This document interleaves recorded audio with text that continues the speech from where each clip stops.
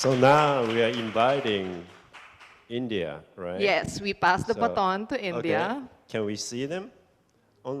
So we can say hello Yeah. to the Hey India guys, I'm team here. calling Yes. from Kansai. There you go. Hey, Wow.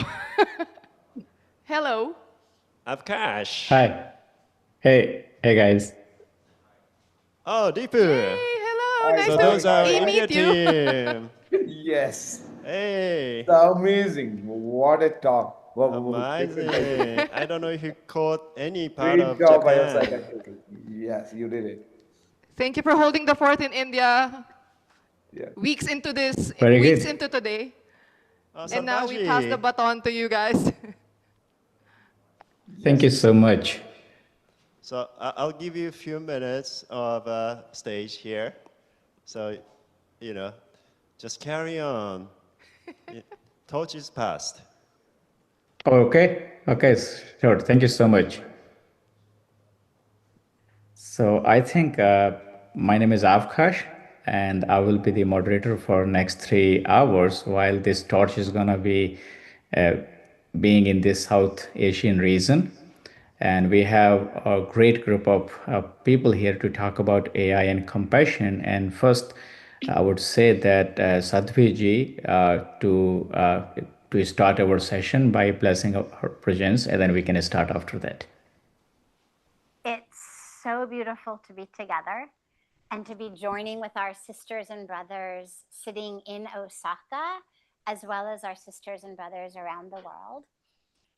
There's a beautiful mantra from the Vedas that would be wonderful for us to open today, especially on this very sacred and holy day of Dashera. And the mantra says, Om Asatoma Sadgamaya Tamsoma Jyotirgamaya Mrityorma Amritam Gamaya. And it means, O divine, lead us from the darkness of ignorance in which we suffer and in which we bring suffering unto others. That darkness of ignorance in which we identify just as these physical bodies, the sizes, the shape, the color, the race, the religion, the story, lead us from that darkness of ignorance to the light of truth, in which we remember that we are that one, united, universal, eternal, immortal soul that is never born, that never dies, not one size or shape or color or story, but that we are all one with that universal, divine, creative intelligence.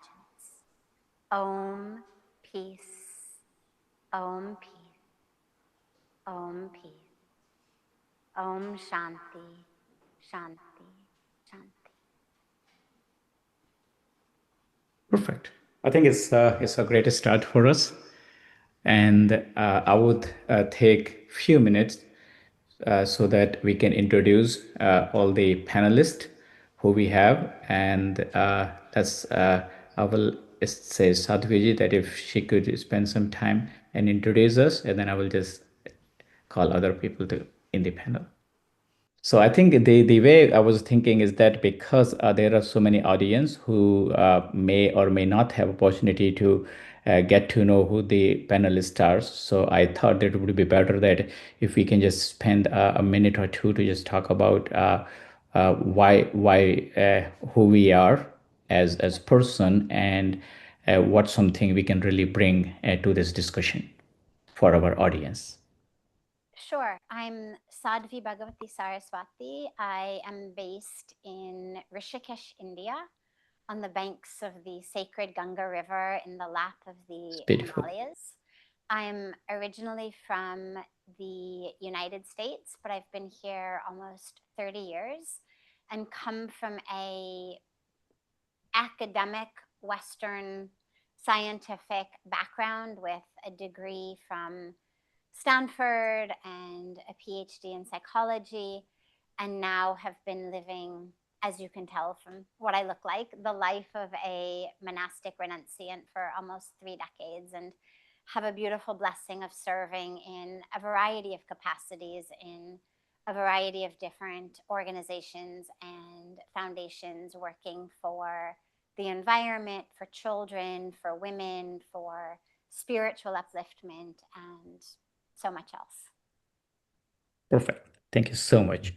I think we're gonna be learning a lot while you're gonna be here. You may not be here for long term, so you're gonna be here short term, but that would be really blessed for us. Okay, now I will go to Professor Prakash Singh Bishen. If you, sir, tell us a little about yourself, so our audience can get to know about you. I'm a retired professor of biology. I worked in Gwalior. For the last 50 years, I was associated with biological sciences from viruses to human being. And my specialized area is cancer biology and microbiology.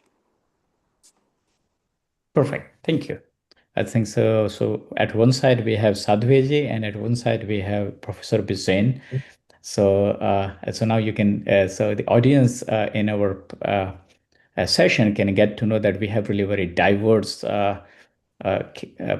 panelist here. So let's go to I think Dr. Devendra Kumar Jain. If you please introduce yourself. Yeah, as I'm currently working as a full-time professor of finance at UPS Dehradun, and this is my second career. But earlier, I was a full-time banker. I work in various departments of banks, and apart from this, my bank and my finance profession, I'm avid reader of Indic thoughts, and I was a scholar of ancient Indo-Aryan languages like Prakrit Pali and all those things, and I've written a lot of papers and gave conferences. So now my present research focus is basically on how we can bring the compassion in the financial decision making. And for that, I have recently written one paper on Indic finance in new dimension. This is on SSRN and it is under publication also.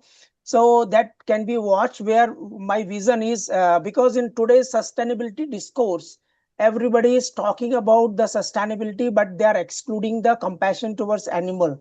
So when you don't bring the compassion towards animal on the table, your sustainability discourse is really barely complete. So with that highlights, I'm now doing my research focus is bringing the compassion in the area of financial decisions and finance theory. And so when Akash invited me, so it attracted me as well. No, thank you. No, I know a little about you, not a lot, but that's the reason I requested your presence. So thank you so much for being here.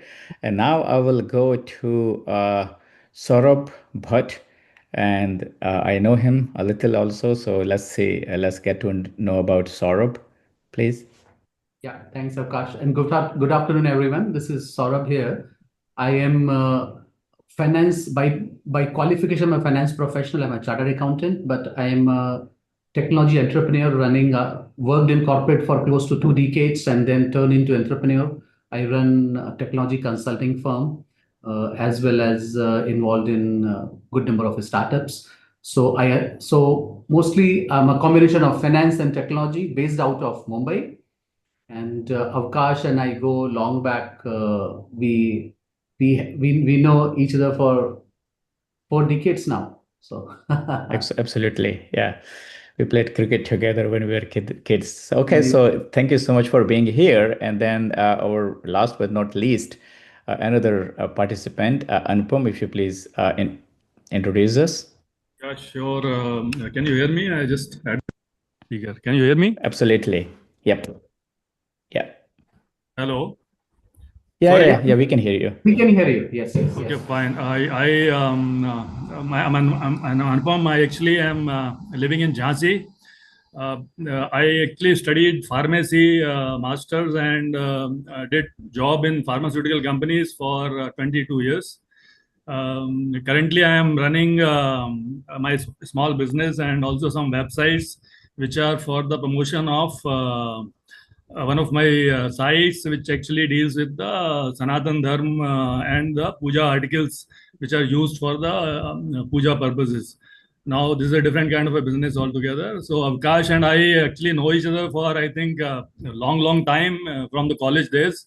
He actually was my roommate for quite some time in the pharmacy days. Okay. So, anyway, we had been in touch for quite some time. And he incidentally called me and told me about this wonderful webinar, which actually was of great interest. Because my compassion is something which is actually very much associated with dharma, which actually I am trying to understand myself and promote to everyone what dharma is all about, Sanatan Dharma specifically. So that's something about me. I am about 54 years age and living in Jhansi, which is very close to Gwalior, where Professor Prakash Singh is from. Perfect. Good. Thank you. So I think so audience who are watching this stream live all over the world, so at least they get to know who the panelists are. And I know that Sadhvi ji have a short time with us. So I think I'm gonna start with Sadhvi ji. Just before, just in one or two line. My name is Avkash. As you can see, that I'm one way or another connected with almost everybody who is here, there. And currently, I'm at San Francisco, and it's 1:14 a.m. So I'm gonna be grinding my whole night with you guys. Okay, but I'm really excited. If I sleep, just wake me up. Okay. Yeah, but I hope that you guys won't make me sleep. Okay, that's thing. Okay, that's one. And so. So our objective is that for 3 hours, we really need to take the idea of compassion and AI and, try to share what we really think as a technologist versus like there are like Anupam, I have seen him different and now different, like Devendra. Kumar Jain, I see him something different in past and something different, total transition like Sadhviji, PhD, and then again somewhere. So there is a big transition. So one thing I really wanted to know from everybody that when you talk about why there was a transition, what was the role play, whatever compassion, whatever was there. So let's, one of the thing, I'm going to start with Sadhviji and we're going to start our panel and let's talk about the topic is the love people use things, reversing the algorithm. So, and that's kind of topic I will just put up in front of you guys, and then Sadhviji would be the first to talk about it. And then Sadhviji, whenever you finish, you can just let us know because your time is limited with us. So you can just let us know, and then we will say thank you to you. So so the idea is that when we talk about technology, for example, almost everybody, all of you must be using or have used at least a Chat GPT. So when we use technology, we actually write plays. We actually try to interact with technology in a very cordial way. Say, please do things. Even you are talking to Chat GPT, you say, hey, please create a picture for me, please generate data. So you are really very cordial versus when you look into the technology treat us as just a data point. Like if you look into all the large corporations, they really treat us just a single digit. We are a data in the databases. We are IDs.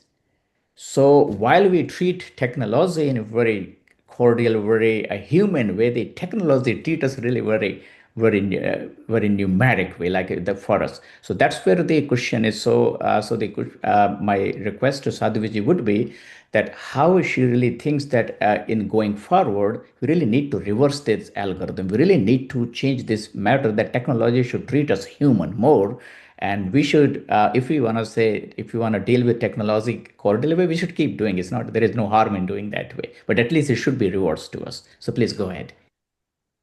Sure, great question. And Thank you.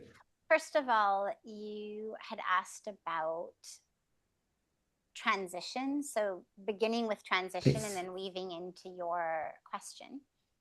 I came to India actually at the age of 25 in the middle of getting my PhD, and I came with a backpack on what I thought was actually just going to be an adventure. I had taken 1 semester off of my PhD program to travel. I was an avid traveler. I loved traveling. And so I came, and I won't go into the long story of it, but basically standing on the banks of the sacred Ganga River, I had a very powerful and life-changing spiritual experience around understanding myself. Prior to that moment, I had identified very much as a role, as the story, as the body, as the history, as skills, abilities, or lack thereof, and all of the aspects that in the tradition of Sanatana Dharma we would consider ignorance or illusion or untruth. And it's what I call the Hollywood way of thinking, because it's how, not only in Hollywood, sadly, but all over the world, we're told to understand ourselves. And when we understand ourselves like that, it causes suffering. Competition, jealousy, feelings of not enoughness, constant feeling of, as we say in Sanskrit, rag and dvesh, desires, aversions, grabbing, hoarding, grasping, all of these dilemmas within us, challenges within us. And when I came here, the beautiful experience that I was given, in addition to the spontaneous spiritual experience of being in the presence of the divine, in addition to that was the wisdom of the Vedic tradition, what I call the Himalayan way of thinking, which reminds us you have a body, but you're not the body. You are soul, you are spirit, you are consciousness, you are cosmic intelligence, you are divinity, whatever way you conceive of that's actually what we are. And through that, our suffering ends, and we stop bringing suffering unto others, because suddenly it's a matter of who to compete with, who to harm, who to steal from. There is no other. It's actually all self. And for whom to steal. If I'm not the body, if I'm not my bank account, if I'm not my pocketbook, then actually what am I stealing and for whom? So that's, for me, that transformation. I then did end up staying here. I knew this was where I was meant to be. And I've been here almost 30 years now. With regard to the specific question around using people and loving things and our interaction with AI, I think, first of all, it's actually really beautiful how polite most of us are with AI. It means that all of our parents can actually be very happy to know that we did actually learn our manners, that we do actually know how to say please, how to say thank you, how to be nice to someone. I think the dilemma is that in our other relationships, we want something that we're not getting. Most of us are quite nice and quite polite when someone is giving us what we want. It's when we're not getting what we want that we end up not being quite so nice. And the thing with AI and the way that it's been programmed, as you've probably all noticed, is it is on the far end of obsequiousness. I mean, it's all, oh, that is so smart. Oh, yes, you're absolutely right. Oh, and so it's not only is it actually giving us what we want, like, hey, write this essay for me, and here it is, but it's actually padding our ego in this constant way. And it's why so many people are spending so much more time talking to ChatGPT than talking to their loved ones, because their loved ones are going to say things like, hey, I don't agree. Hey, do you really think that was a good idea? And ChatGPT, unless you've trained it otherwise, its default mechanism is to basically tell you that whatever you say is the most brilliant thing that it's ever heard, and that you are like the best person on the planet. And so naturally, we're going to enjoy that, like that. We're going to want to foster that.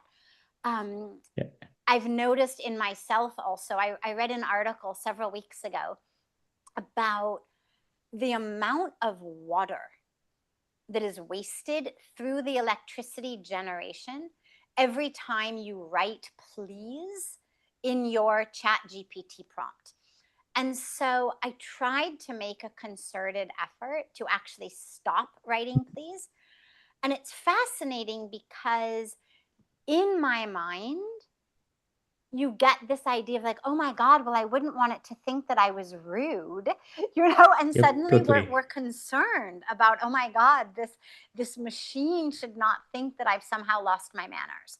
So I think it actually is beautiful. I think it's that we as humans have been A, well raised, B, we know how to interact with love and caring and reciprocity.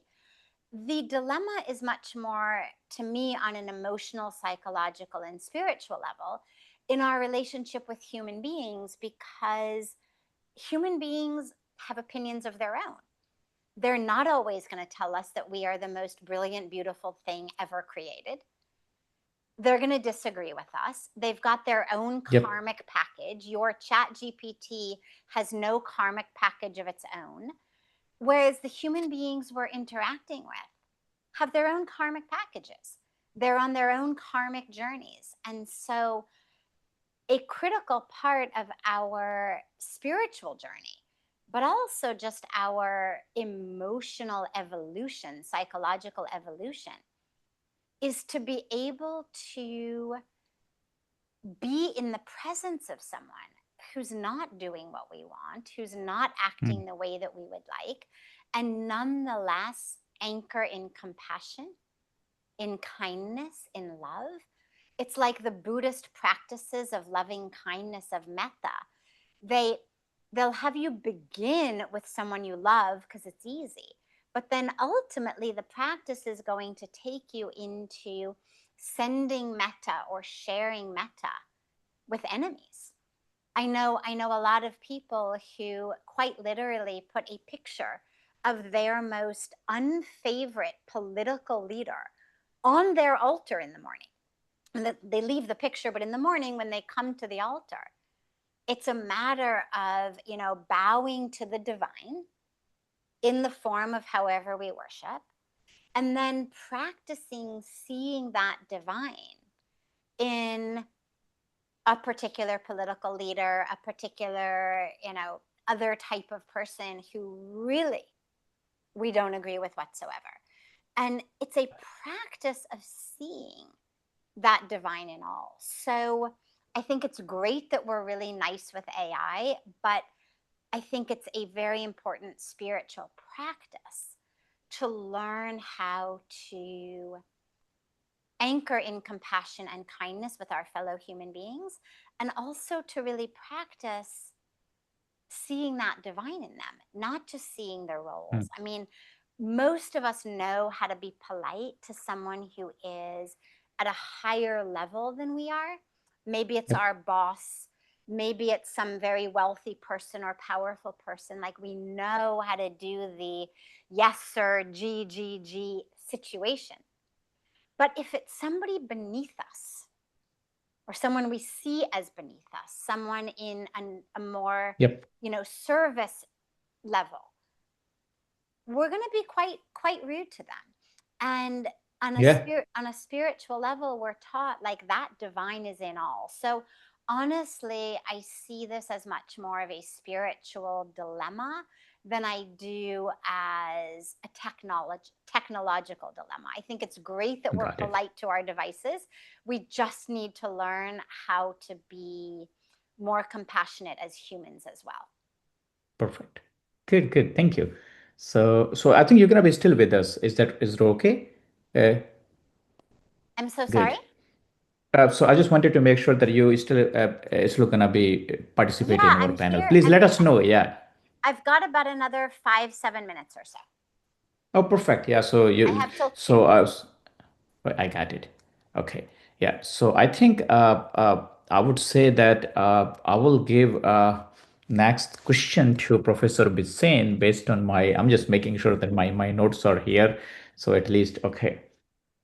So the next question come to, it's not a question or maybe just a statement about the from efficiency to flourishing, the redefining AI success metrics. So I think the question is a lot more towards the efficiency. We talk about efficiency in the terms of metrics, and technology must be fast. It should be accurate. It should do something. But if we look into the real life, the metrics are really very different. They are very fluid. They vary person to person. So being a biologist or microbiologist or working on cancer biology. So I think my question to Dr. Bisain is that how he sees in the age of AI with these metrics, and then how you really try to bind this whole thing with a compassion at a human level, not at the metrics on a machine level. Well, thank you. Thank you very much, Avkash, for giving me a chance to share my views about the AI plus compassion with respect to biological system. When we talk of biological system, we have to look back to geological era. There was a time when there was no oxygen on the earth and no life was surviving. The first organism which was identified, which could create the oxygenic environment, the oxygen in the environment which make us to survive. And those organisms, they appeared sometime about 2 billion years ago. And these are the organisms, they are still surviving. So the organism, they have got the maximum adaptive capacity to adapt to survive under different odd conditions. Now, when you look at these organisms, they are the only organism, they have the unique organisms that they fix the atmospheric nitrogen to synthesize protein. They have a system to synthesize your carbohydrate. And these organisms, they are known as blue-green algae, or you can say the cyanobacteria. They are the organisms which can live even under under anaerobic condition. Even if you don't provide them the oxygen, they will survive. If you provide them the oxygen, they will survive. So they are the organisms which are responsible to create oxygenic environment to allow plants to grow. And when the plants grow, they then further they photosynthesize the material, and ultimately the oxygenic environment was created, and whereby the animal could survive. So it is actually the cyanobacteria, it is actually the organism which is living on this earth for the last 2 billion years. Now, this is supported by the geological imprint. You can find even the geological imprint of various cyanobacteria in different era. Now, again, number of organisms we have identified that they are pathogenic. They cause disease. And number of organisms are there which are saprophytic. Now, what is happening with the climatic change or whatever it is, the organisms are changing their nutritional behavior. I know when I was a research scholar in 1970, I used to identify or isolate an organism which is known as Pastiliopsis. Now, Pastiliopsis, it was a saprophytic organism. It was a saprophytic organism, and it was growing in a decomposed material. Now, the same organism has become pathogenic on number of plants, phytopathogens on the plants. Recently, in 2010, because of the environmental stress, because of heap of polythene material which is accumulating in soil, this organism, Pasteuropsis, this has adopted to convert the polyurethane into carbon dioxide. So again, it is a degradable, and it has become the degradable organisms. Now, how AI could help in isolating and identifying such organisms which are changing their nutritional behavior. Once they were saprophytic, they have become pathogenic. Or so for so, some organisms, they have become intracellular parasite. You know, the viruses, everyone know very well that viruses were once considered as the smallest organisms which can infect anything on this earth. They can cause infection on plant, they can cause infection on animal, they can cause infection on microorganism, fungi, bacteria, everywhere. Now, even because of the climatic change, because of all these changes which is happening in the earth, on the environment, now even the smallest molecule that is known as prion, single unit of protein can cause infection, and they have been identified as prion. Similarly, the simple genetic material which is known as viride, they can cause infection, and they cause infection which is very severe. Now, with this, what is happening? The viruses are changing their property. Now, you identify the viruses by one way, then ultimately it has come out in the form of viroid. And when you identified RNA or protein, it has come out that the prion, they are the infective entity. So now I think that AI should come out with a classification of these microorganisms and plants, which is different from the earlier classical biology, which has already been defined. Now, the plants, they they are unique, and the cyanobacteria is unique, and plants are unique. Now, in the human being, we have our immunological system. We have antibodies. We synthesize antibodies as a result of defense. But the plants has also got the defensive action. They also do their defense against various infection. Now, when the plants, they protect themselves, you must have seen in the plant different colors. In some plants, you see the yellow color or red color. They are all actually the phenolic compounds. All phenolic compounds, they are the plant antibodies. They are the plant antibodies, and they protect the plant. They protect the plant, and those color compounds, we take them as antioxidant. As antioxidant, so all these color compounds, they are synthesized in plants. They protect the human being, or they raise the immunity in the human being by acting like an immune system. They enhance your immune system. Now, how do they do? Which is not there in the human body. The one pathway which is unique in plant, that is known as cyclamic acid pathway. That is cunic acid pathway, that is only in plants. And with cyclamic acid and cunic acid pathway, they synthesize different type of these color compound which acts as immunobodies. So what I can understand that how AI could identify such plants which are producing the specific antibodies and the specific antioxidant which can be used by different individuals. Then Let what? me, Yes, can I please. ask a question? Yeah, please.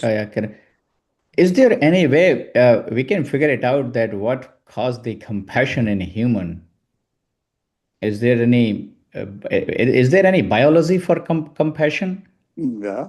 I mean, you have to identify the AI model for the company. One simple example I tell you, lot of Texas plants are being destroyed to isolate anti-cancer compound paclitaxel and toxicol. Oh.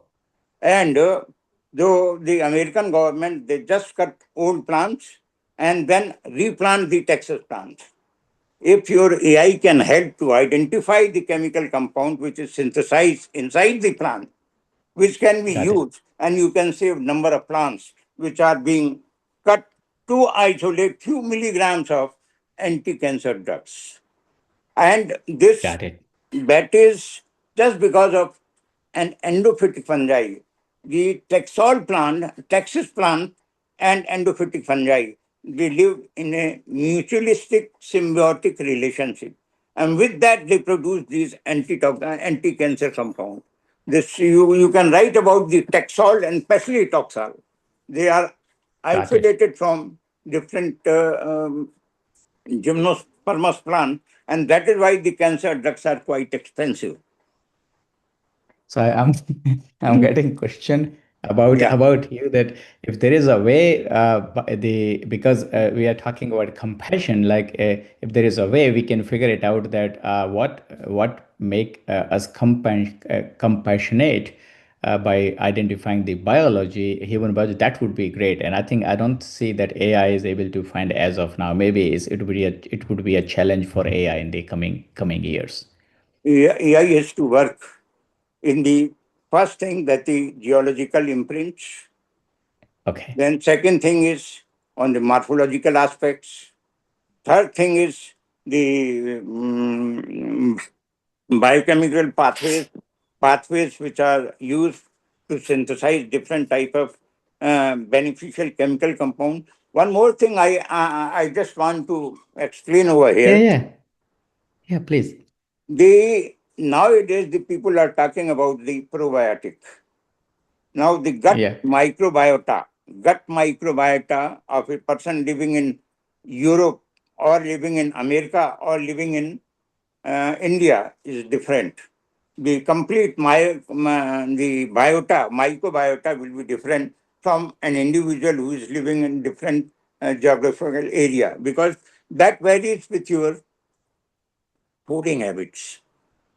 Now, those organisms, recently there is a paper in 2016 or 17, all brain diseases, they cannot be cured by some drug. It is actually a result of imbalance in microbiota, and your gut-brain axis is disturbed. When that gut-brain axis is disturbed, ultimately you get different type of neurological disorders. So in that case, AI can help the type of microorganism, the type of probiotic which is associated for improving the gut brain axis in a person living in US, in a person living in America, or in a person even in India, in a tropical region or in temperate region. So Got it. Good. Yeah. So I think if it is okay, so I think I will give a pause, Dr. Bisin, to you, and I'm gonna move the discussion to Anupam Trivedi, and then because he was in pharmaceutical industry for almost 30 years, and then suddenly he decided 22. 22 Yeah. only. Oh, very Yeah. good. Okay. Only. Yeah. So the topic for Mr. Trivedi is the ancient compassion practice meets modern AI. So what are his lesson from this transition, and how he really thinks about the Sanatana and then the compassion, and then it would be really good to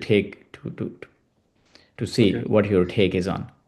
Okay. Can I? Okay. You can hear me fine. Okay. Yeah. See, this is And not the one more presentation, thing. right? Presentation Yeah. is going to If you happen want, separately. no, you can do presentation right now. Yeah, it's okay. Right now? Yeah. Okay. Let me share your presentation, and then please let me Sure. know how you want me to walk. So just give me direction, and I will just Yeah, move I'll the just slide. say next slide. That's all. Okay. Please. Yeah. Okay. Let's do this. Then I need to Don't remove. worry, it's a very small presentation for the audience. Good. Okay, so let About me 8 minutes. share. Okay, and your presentation is this. Fine. Okay. Okay, Go so ahead. can I go ahead? Okay, thank you so much, Avkash. Please. See, I actually am a novice in this whole IT and tech, which is actually, nowadays it's really going hi-fi.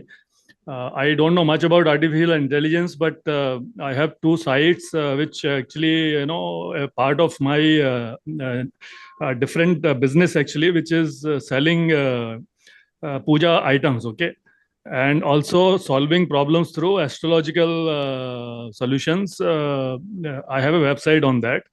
So earlier, when I actually launched that business, that site, I had a lot of problems in designing the logo and other things. So that's how actually, in last 1 and 2 years when this AI thing came in, it became so easy.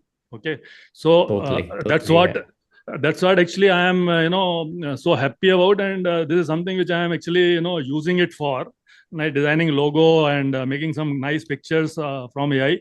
This is just about say not more than 6-7 months. Okay, so that, and when I was using this, I realized that this can do a lot of things so amazingly fast, and thousands of times better than giving it to the consultants. Okay, advertising consultants or creative directors, in the ad agencies. So that's how actually I came to know about it. Now the topic which is given to me is something which was very interesting when Avkash actually contacted me, that how do you see Sanatana Dharma actually, being considered when actually programming artificial intelligence, how can it help from the humanitarian point of view? So I thought it was very interesting. So I just gave it a thought about 1 or 2 days back when I got this topic. So let's begin this quickly. Now, an interesting thought which came to my mind when I was looking at AI again and again. So in Marathi, we call it I. Okay, so you add one A, Y in between. So it becomes I. I means mother in Maharashtrians. Okay, in India, Maharashtra is a very big state. We all know that, huge population. Yeah. All of them, they call their mother I. Okay, like we call ma or mom, or they call I. So I thought that it's actually something which AI should be a compassionate mother, like a compassionate mother for humanity, and mother because it's a second name for the love and affection. So that's what I thought. I will start with this presentation. So can we go to the next slide, Avkash? Yeah, sure. Okay, so I was doing a little bit of search from Perplexity. So this is what came out, the AI, what it says about the Dharma. In ancient times, Dharma meant the universal laws of nature. Okay, so laws of nature is something which is Dharma. So this was from one site which actually was amazing. I actually discovered it yesterday only, and it was exactly saying what I had been actually trying to promote about what Dharma is, the meaning of the word Dharma. Now, Dharma refers to an individual moral responsibilities, duties, was from Wikipedia. Then in Hinduism, Dharma is the religious and moral law. So this was from Britannica. They had some 4 types of Dharma, some very interesting concepts. Then in Hinduism, Dharma refers to religious and moral law, more or less moral law, governance, and okay, this is what actually they said. And there is something very interesting, which again in the Wikipedia it was there, that said that there's no equivalent single word synonym for Dharma.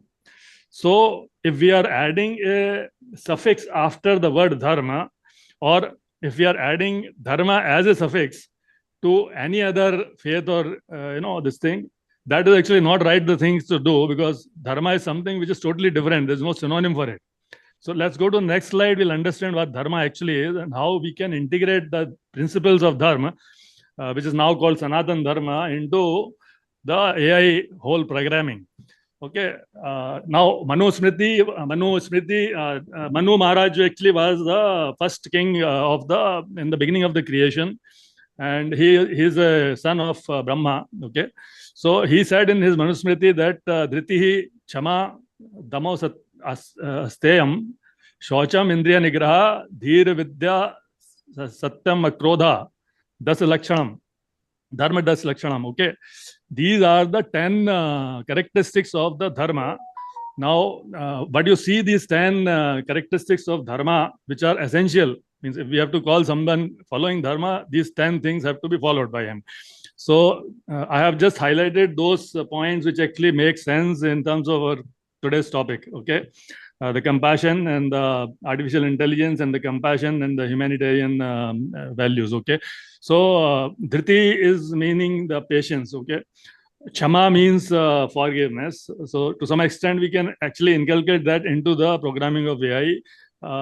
Asteya means refraining from stealing or deceit. Okay, so Asteya is something which is very, very important in integrating it in the whole AI process. Okay, for a human being or any living being, it's very important that no cheating is done, no stealing is done. Okay, so and this is something which is happening very easily now with AI in picture. Okay, they can plagiarize and AI can actually find out and make presentations for you. They look so original. Okay, and they do it without, means you don't have knowledge. Now children in the schools, they can do things wonderfully well. Okay, who actually are having those facilities at home, and they will be rewarded compared to the one who is actually really trying to understand and learning hard. Okay, now this is something which we have some mechanism to avoid that this thing shouldn't happen. Shaucha and other things are not relevant from the topic perspective. Dhi is very important. Okay, Dhi means the wisdom and the discerning intellect. Now, by the definition of intelligence, artificial intelligence, what we mean is this is exactly the dharma point. Okay, which artificial intelligence must take into account. The intellect. What it means, intellect, is that a person should get the right information to make the right decision. Now, this is something which is, I find it very difficult in the artificial intelligence. When I am actually searching for a lot of things, artificial intelligence, most of the sites actually give you both the ways, both the views, and even if they suggest you, okay, what is right, and that actually is sometimes very neutral. Okay, they will not tell you most of the things that this is the right thing. And I can give you some examples actually of that. So this is somewhere where artificial intelligence has to do a lot of things. I have got a slide on that. We'll discuss a little bit on that. Vidya means true knowledge. So that also definitely AI needs to improve. The professor was talking about this thing. Okay, all those things, whatever knowledge areas are there should be encompassing everything should be there. Satya, and of course the truth, it should be truthful. So in my personal experience, what I saw actually in ChatGPT, Copilot, etc., that there is no uniform policy as such, because I was making a image on Narc. Okay, Narc, hell. So it actually didn't. This Copilot didn't accept. They said no, it violates our policy. How can I show people being butchered and all these things, all these. And the same prompt I used in the other thing, they actually accepted it, and they made very nice next pictures, hell pictures. So there should be uniformity across in the AI. So that's something which works. Let's go to the next slide, please. Yeah. Okay. I hope I'm not taking too much of time. Now, this is, I'll take no, it no, quickly, go ahead, yeah. Because I just touched it, because the children, it used to take a huge lot of time earlier when I remember my days. Anyway, my father didn't have to do my homework. He was the teacher in the same school in which I was studying. So the technology, we understand that it increases the comfort and reduces effort. That's what, by definition, we mean by technology, right? Engineering, that's what they said. So it's absolutely fine. We understand, yes, it should. We should work towards increasing comfort with reduced effort. But with AI, the newer challenges are coming up. Now, what I see is that with AI's help, what used to take sleepless nights for parents, to get the homework done of his children, now is taking just 4 or 5 minutes, finish. Okay. Now, what can be the impacts of this? Okay, what can be the impacts of this? Is he really learning? Okay. The struggle which actually one has to go through in doing the homework, whatever he has learned in the school, okay, that has its own place. Now you get everything ready-made in AI, okay, in fraction of seconds. So I don't know if it is increasing comfort or it's a problem for the future. Another issue, which actually is a major issue, which is coming up, is that I have heard that people, without shooting a video, can with their image, putting it, they They can can make actually videos. sing like the best of the singers. Okay, put their own voice and sing and devise a music. Okay, such a wonderful music. Okay, and singing, means their own image is coming and he's singing actually. Okay, and it is all created by AI. Yeah. Now the problem is similarly creative people. Okay, now what will motivate children or anyone else in his childhood to Work hard. work hard towards mastering these arts? Okay, Totally. because someone using AI can actually just put his video and show he's a great classical singer. Okay, without having learned anything about it. So this is something which is a major challenge. I don't know how AI should handle it, and there should be some very strong warnings that it should not be allowed. Actually, next slide. Okay, so what I said in the beginning was that AI seems to be quite neutral, but Dharma is not. Now here I am actually touching upon some very, very important points here, because this is something which is related to something which I have been working for quite some time, about Dharma. Now, you see, people who have spiritual goals, I am actually into Quora also, where a lot of people ask a lot of stupid questions also.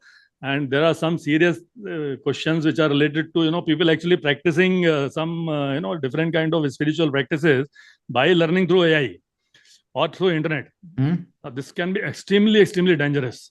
Okay, this is not something, means it is something like one person actually asked me, can I do some chinmatsa, by this way and that way, etc. Now, this means that you actually don't know swimming and you want to jump into, just for fun, you are jumping into the ocean, in the middle of the ocean. Okay, it is as dangerous as this. Now, yoga is another thing. Okay, and this is more serious than anything. Yoga is nothing to do, it has got nothing to do with physical fitness. Physical fitness is the side effect of yoga. One should understand. Yeah. Okay, this is not a physical fitness regimen. Please understand. Yoga is actually not correct to say that. It's actually yoga. Yoga means to unite. It's a communion with God. The end of yoga, the goal of yoga is actually to be in union with the nature and the God. Now, if you are doing that, there should be very strict statutory warning, because without a strict guidance of a guru, one should not do any serious practices of yoga. There have been accidents, a lot of accidents. People actually trying to do some asanas and they couldn't survive. Okay, this is happening now, and Jyotish Vigyan is also having the same issues. Now, Jyotish astrology actually is also having a lot of practices which are suggested now in AI and also in Facebook and YouTube's, that you do this, do that, and mix these things, and with the kapoor, camphor, and lychee, and all that stuff, long, etc. And you'll get wealth and whatever, whatnot. So people are actually doing these practices and doing it. So can we have some kind of a statutory warnings,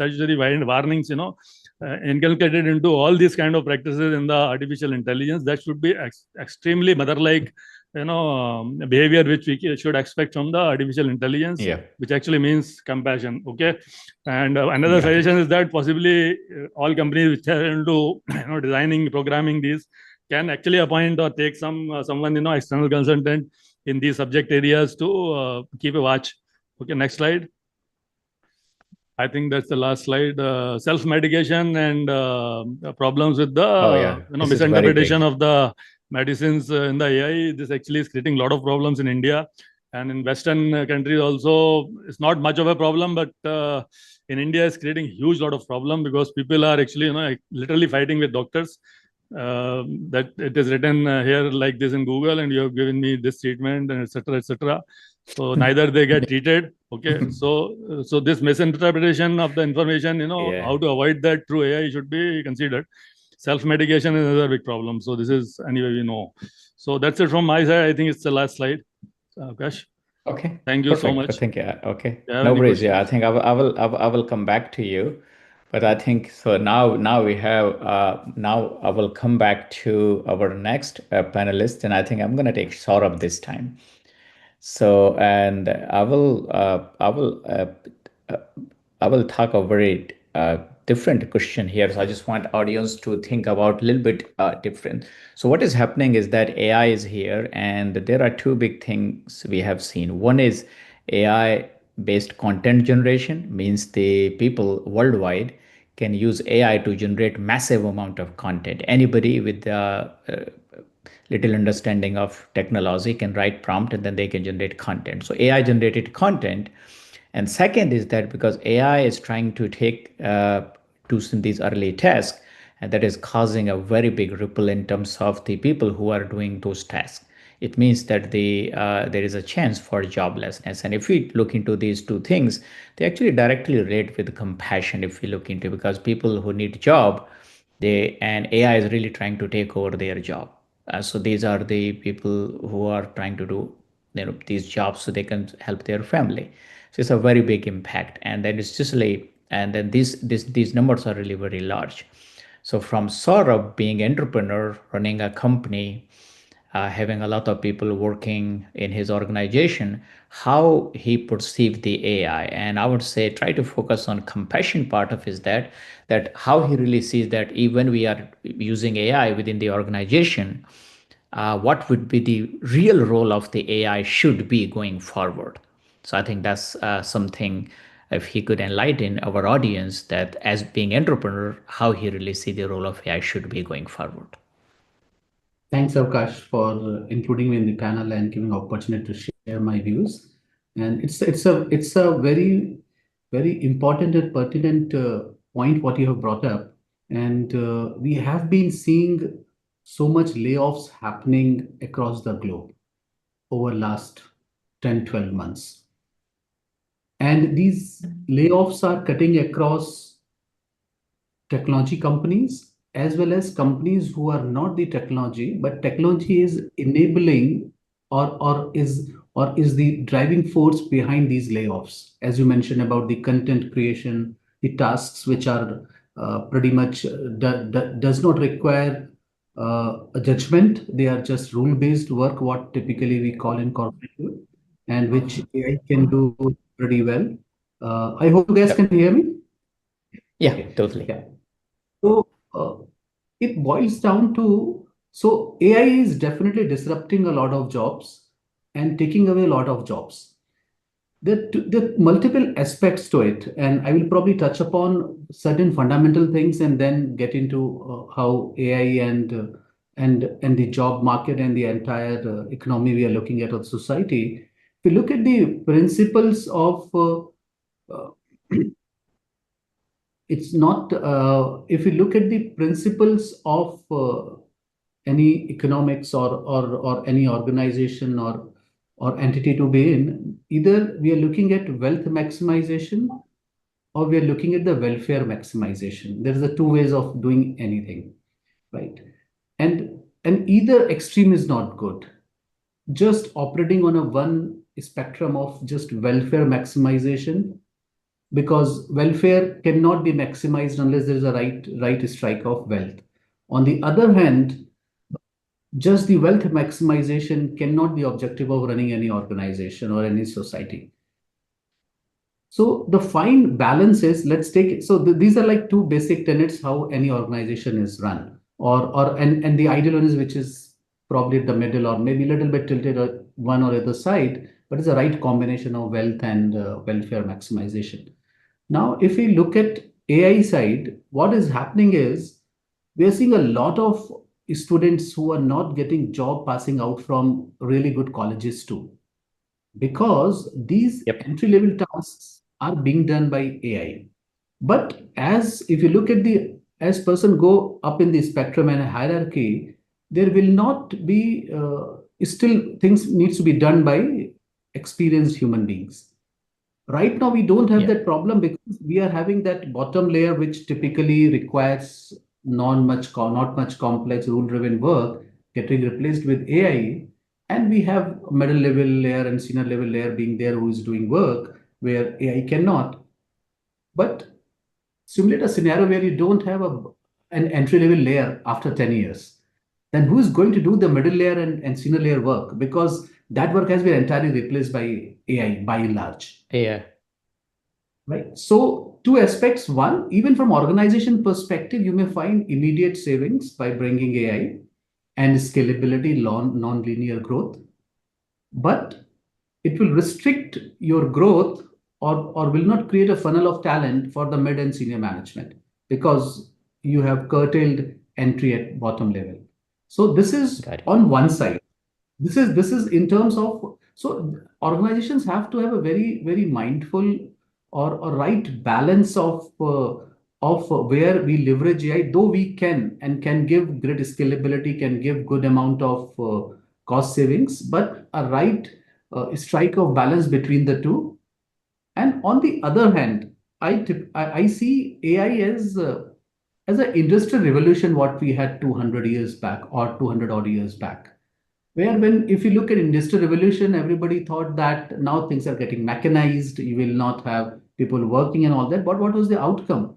Your industry became so big, right? Means if you look at the size of the international economy 200 years back versus now, if population have been 3x, but the economy have been 300x. So Absolutely.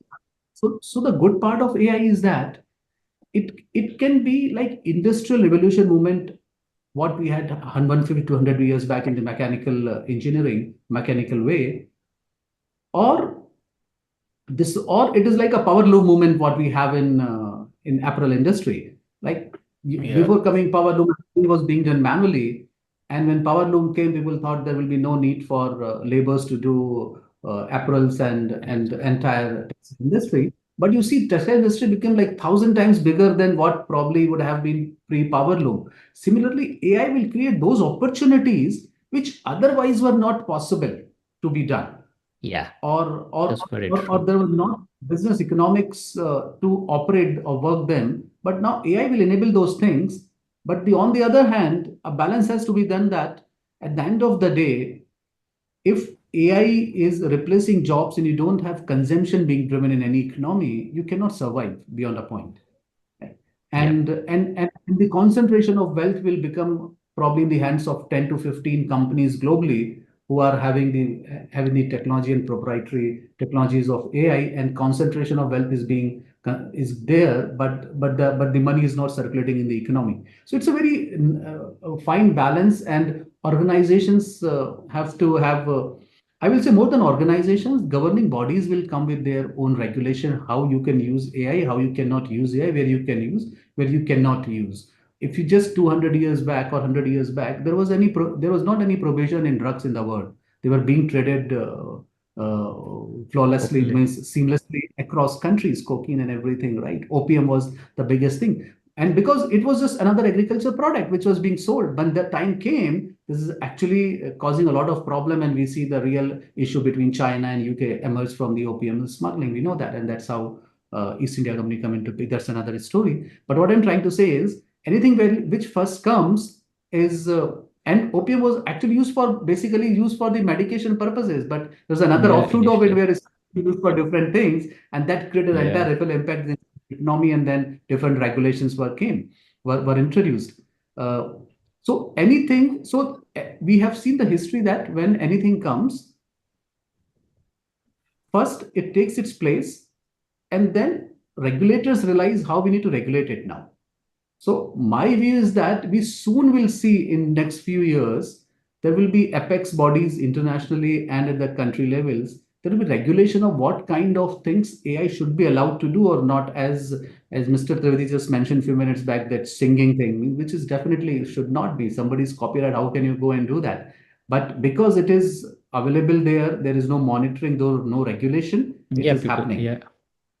But very soon we see the regulation around it, how it can be used, where it will be used, and that will bring a fine balance. So compassion from here, from my point of view, it is more the jobs, the youth, and we have seen, we are talking other day that the intake in mass postgraduate programs in US has gone up by 40% in the previous year. It's not that suddenly people start becoming more want to study postgraduate because they're not getting job after graduation. That's the reality. And somebody who has come this far and done an undergrad course definitely is not going to sit idle. He or she will go and do postgraduate. We have seen that in India, top colleges, kids are not getting jobs. I'm talking top tier colleges. I'm not talking tier 2 and tier 3 colleges, because that bottom layer of the work is being done by AI, which has to AI. be regulated. And there it will be. Means at the end of the day, it's a circular impact. AI cannot operate in isolation. Companies who are making money by selling AI technologies finally have to funnel money back in the consumption economy. And if people are not there to consume, where that money will go? It's a simple economics. Exactly. Yes. So very well put. So I think so that's a burning question for everybody, and then it's good that you put your perspective as being entrepreneur. That's really good. So I think we have Mr. Devendra Kumar Jain. He's the last member to say something. So I think I would say because of the topic, what we let me just search just take a look at the topic what we had for. So I just want to make sure that I should ask what I share. Okay. So the topic for the Mr. Jain was the financial case of compassionate AI. So the idea is that what economic model uh, he really think that in terms of his understanding that what economic model would be the best which can actually have the compassion centered AI which creates the value rather than the just creating the relationships. So that would be my question to him, and let's see. Thank you, Avkash, for having me on this panel, and really Please. appreciate and pleasure to be speaking with all of you. My actually, I start from where you started. You said whatever we are talking, it become a data point for machine, especially the large language models, and Yeah. that is the like the beginning and essence of this discussion. Uh, yeah, actually, as you say, I work on some of the financial decision making. There is one my paper, which is like how we can predict the bankruptcy by using generative AI and machine learning models. It is under publication now, and that paper where machine were able to, by reading the annual reports of the companies through generative AI, and they were able to predict, and we were having almost 87 or 90% success rate in a out of sample data as well. So I have been experimenting with generative AI in the financial decision making, and now here I think we are diverting our attention from the real issue for which I think this forum has been created. How to basically train the large language models about the compassion, how the, because as you know that AI, generative AI, especially explainable AI, they are replicating the human behavior, right? If you look at the humanoids and all those recent robotics and all those things, they are even precisely, they are sometimes doing more better than the ordinary human beings. And That's so true. the question is, they are having that capability of think independently.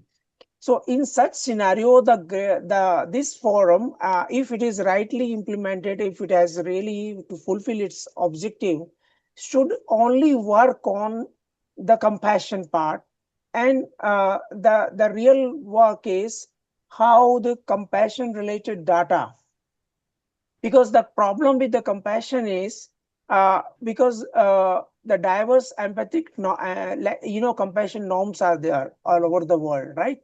Like for example, if you took in India itself, or take out many communities in India sustain on hunting and killing animals, right? And it is considered normal, while numerous communities across various states practice vegetarianism as a sign of empathy or as a sign of compassion towards animal. So for them, this is a sign of compassion. To adopting the vegetarianism or vegan is a sign of compassion. So now the machine, which is lame duck on this issue, need like the way, if I say, if I train machine like, okay, it is easy, it's good to kill the animal if it is there for consumption, and it is to kill those animals, not to kill those animals. So the way we train that, AI will adopt those compassion Yeah. norms. The real question Totally. is, if anybody who is willing to bring compassion on, because you know that AI, those companies which are working, having billions of investment in AI, they are basically there to make money. So they won't be really working on those issues which is not sellable. Here comes the real issue. All those who really compassion lovers and those really want to contribute in this area, they should start working on collecting the data sets which can be used to train the machines, large language models, and that data set can be having a like a region specific, like in Japan, some traditions, what they accepted. You create a database so you can train those machines. What is being accepted in as a in form of compassion in Japan, China, that is not accepted in form of compassion in India. In India itself, you know, you go in the tribal area, you go in southern part of India, you have a different compassion norms. If you go to the Yeah. northern part of India, so the real task for and this, as I'm telling you, this all the commercial AIs who are running those having multi-billion investments, all the big players, they have least interest in developing, investing in those areas. So only Yeah. those areas which really people who matters about compassion, and they can come together, they can mobilize those kind of funds and start working on creating those data sets. If you have those data sets which can train those machines about the various aspects of compassion, so at least machine will be able to analyze. They when you compassion questions comes, machine can reasonably think, oh, if I have humanoid is working in Japan, then he will itself, the machine will itself adopt the Japanese sort of norms in Yeah. compassion rather than applying the Indian norms. Like in if you see humanoids is they are in India, and if you are training on Indian purely typical families, they will, oh, don't take onion, don't cut these animals, don't eat chicken, don't eat meat. So those kind of compassion come in that kind of model. So we need to think very deep, really deep, if we really want compassion in AI. Otherwise, what Saurav has said, there will be some regulatory authority. They will come up with them, oh, don't do this, that. Like just they made some uses for drugs. The drugs are being used for all the legal purposes also, but they put some norms when to use, how to use. So same way, if we think that compassion will come through these regulations, or compassion come to the commercial companies who have launched this, yes. But if we have those kind of data set, if they have those capacity, then we can train those machines, because LLM, they will be open. Even those big developers, LLM developers, they will be happy to incorporate those training material. So the Totally. real issue is to bring the compassion on the table in AI. We have to work all those like-minded people who can come collect those data and create some training material for the for AI or for machines to analyze Very good. those compassion in different contexts. So No, that's it's very my good. take in that. No, And it's very good. yeah, Yeah. the financial model you are talking about, the financial model, there is no when you bring the economics in area of compassion, so compassion will be defeated always. So don't bring the economic modeling. There can't be any modeling. The real modeling will be you just have some volunteering organization who can give some support to generate those data sets, so that we can train those machines, LML models, about the compassion. Let the machine decides and then Got the it. context. Very well said. Very well. So I think so. No, they're very well put. Yeah, that's very true. Because sometimes it's gonna take, I would say, decades even before the compassion is being considered with the financial modeling, or even, I don't know, maybe never. Yeah.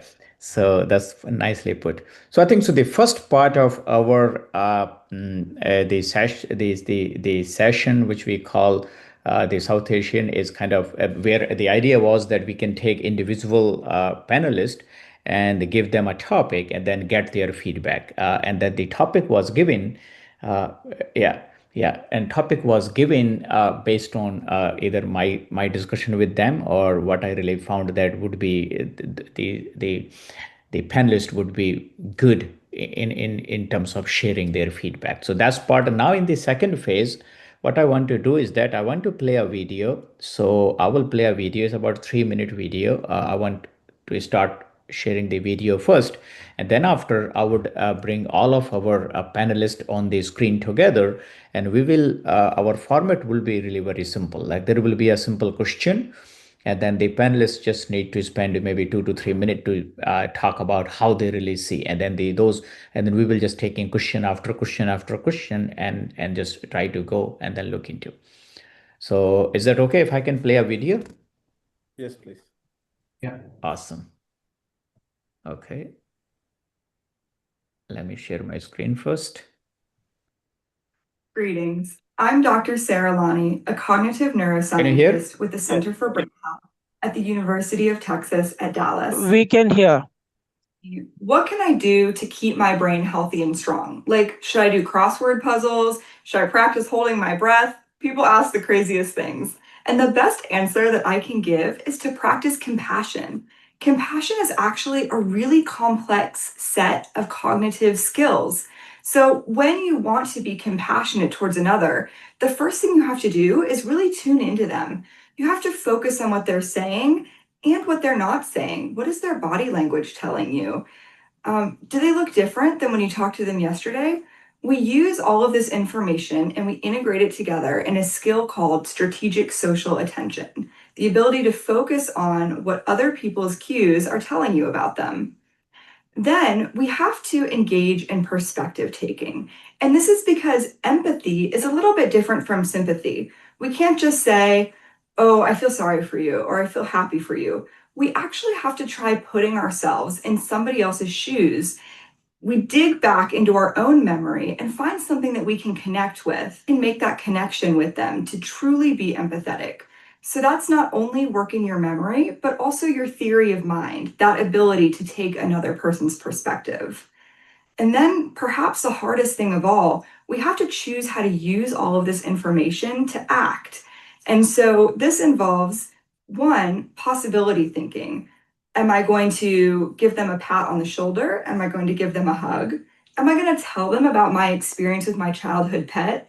Which one of my actions could be most appropriate when I'm trying to act on compassion? We also have to engage in problem solving. What does this person need in this moment? And so when it comes to compassion, you're not just practicing one skill like memory, like a flashcard. You're actually using multiple skills. We recommend our 7 times compassion formula. To do so, you simply complete 7 acts of compassion a day. 2 acts of compassion for a friend or family, 2 acts of compassion for someone you don't particularly care for, 2 acts of compassion for a stranger, and 1 act of compassion towards yourself. Importantly, compassion is both an innate trait and a skill that we can learn and improve. And perhaps it is even a quality we can infuse into AI to ensure that it continues to be a tool to help humanity thrive. Yeah. Okay, perfect. Thank you. So just before getting to the next segment, let's just reflect on our discussion so far. Okay. So Yeah. yeah, there were different perspectives that were covered, and then one more perspective from India side that we have to cover is with the technology innovations. That is how we are also progressing with it, right? Because in Kerala, that is, we have over 60,000 youth that is who is working on technology, something called a purple movement that is happening. Because what we want to see is like we also have to take the technology forward, and with the missing traditions and information data sets and all those things, that we need to have a strong action towards bringing it in, because technology is not evil, technology is there, but we have to ensure that there is a balance. Technology, the entire technology was built for humanity or humans to become better, and today technology is progressing so fast where the multiple corporations are going in race for profits, while there is no discussion on what about humanity or what about nature, and that balance has to be there, and that is where the entire AI plus compassion movement start. Okay. So we can resolve it only by taking technology forward, right? We cannot just ignore these technologies or ignore this. Just 1 second. Yeah. I just want to make sure everybody can hear him because somebody said they can't hear. I just want to make sure. I can hear you. Can hear. Please, sorry about that. Please, Yeah. please carry on. Yeah, thank you. So from India side, that is we know that is we are getting to a time where we get more time our time back where we will be starting to look into who I am and then building a career or a life around that, and then that is the biggest opportunity that we have. And at the first time in the history, that is whether you are in America or in Japan or in India, everyone is at same level for a race, because previously it was not like that, because something happens in America only after many years, that is, it gets here. That is, as of now, whatever happens in America, that at the same time that we have access to.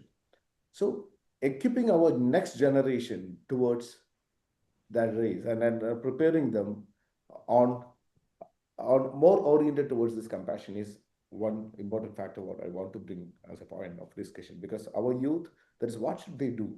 That is, they why whether they should ignore this technology advancements or whether they have to embrace it, because what we want is them to embrace it with courage and code, where they believe that as of today, if we start today, that is taking the algorithms progress in a way where it embeds or enables compassion within it. And then from India, we could surely take a lead for that, because we produce the best engineers across the world. We have the best mathematicians, we have the best statisticians. And so far, we were an economy which was being rented out. Our brains have been rented out to others, right? And then right now, even the Trump is setting the way for us to rethink about that. We need that renaissance of technology. That is, we need to be self-sufficient on that, and we have to take it forward. And we need to bring in a lot of technology people from our side, from India.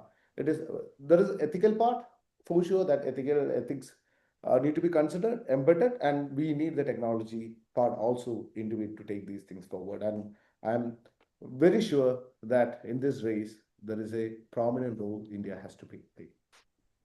Yeah. Good, good. No, you nicely put it. So I think if you guys can put all the panelists in the screen mainly, yeah. So then Deepu, yeah, you can be part of that as well. And then, so I think I'm gonna be asking some basic questions, and then the idea is that how we can really how our panelists are answering.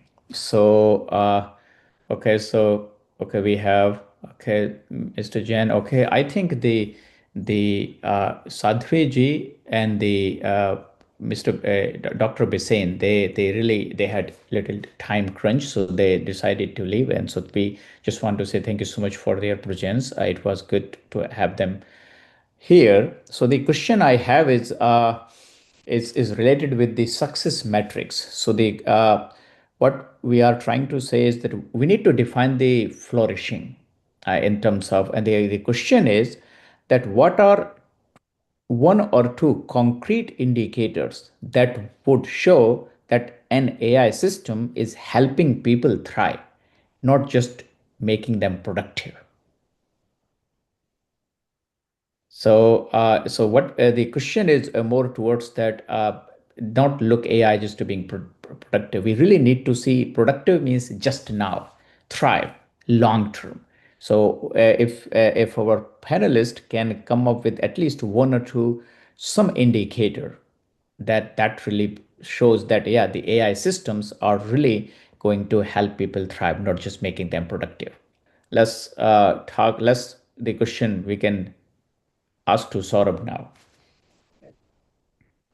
Yeah, and definitely actually, because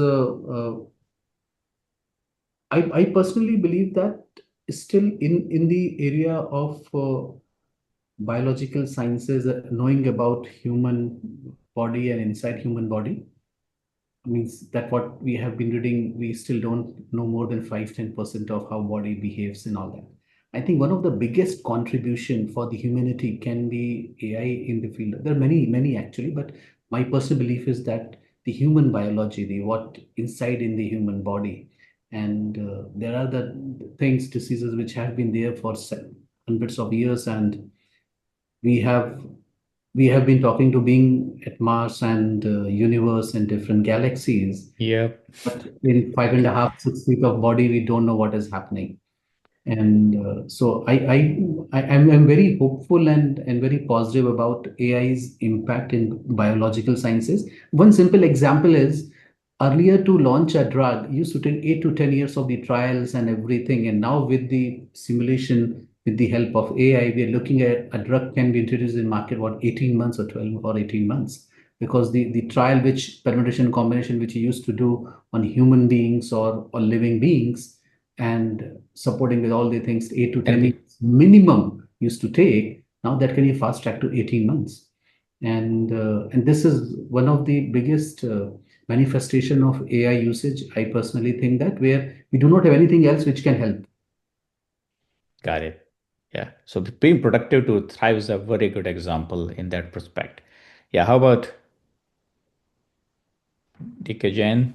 Yeah, actually, I can add to that what he has said in one science, medical science, but very practical thing is in terms of companionship, in terms of resources, like people like us, who are middle class and very ordinary people, which don't have access to the expertise and other things. Suppose we have to drafting a paper, we are writing something, or we are want to improve our English. So all in all areas we can see we are using that directly indirectly AI and helping us to produce more, to work faster, to write the assignment faster. So in fact another contribution we can see the AI is thriving us in this area, like even the common man can use Yeah, have those resources which were earlier were luxury for the and only resourceful people.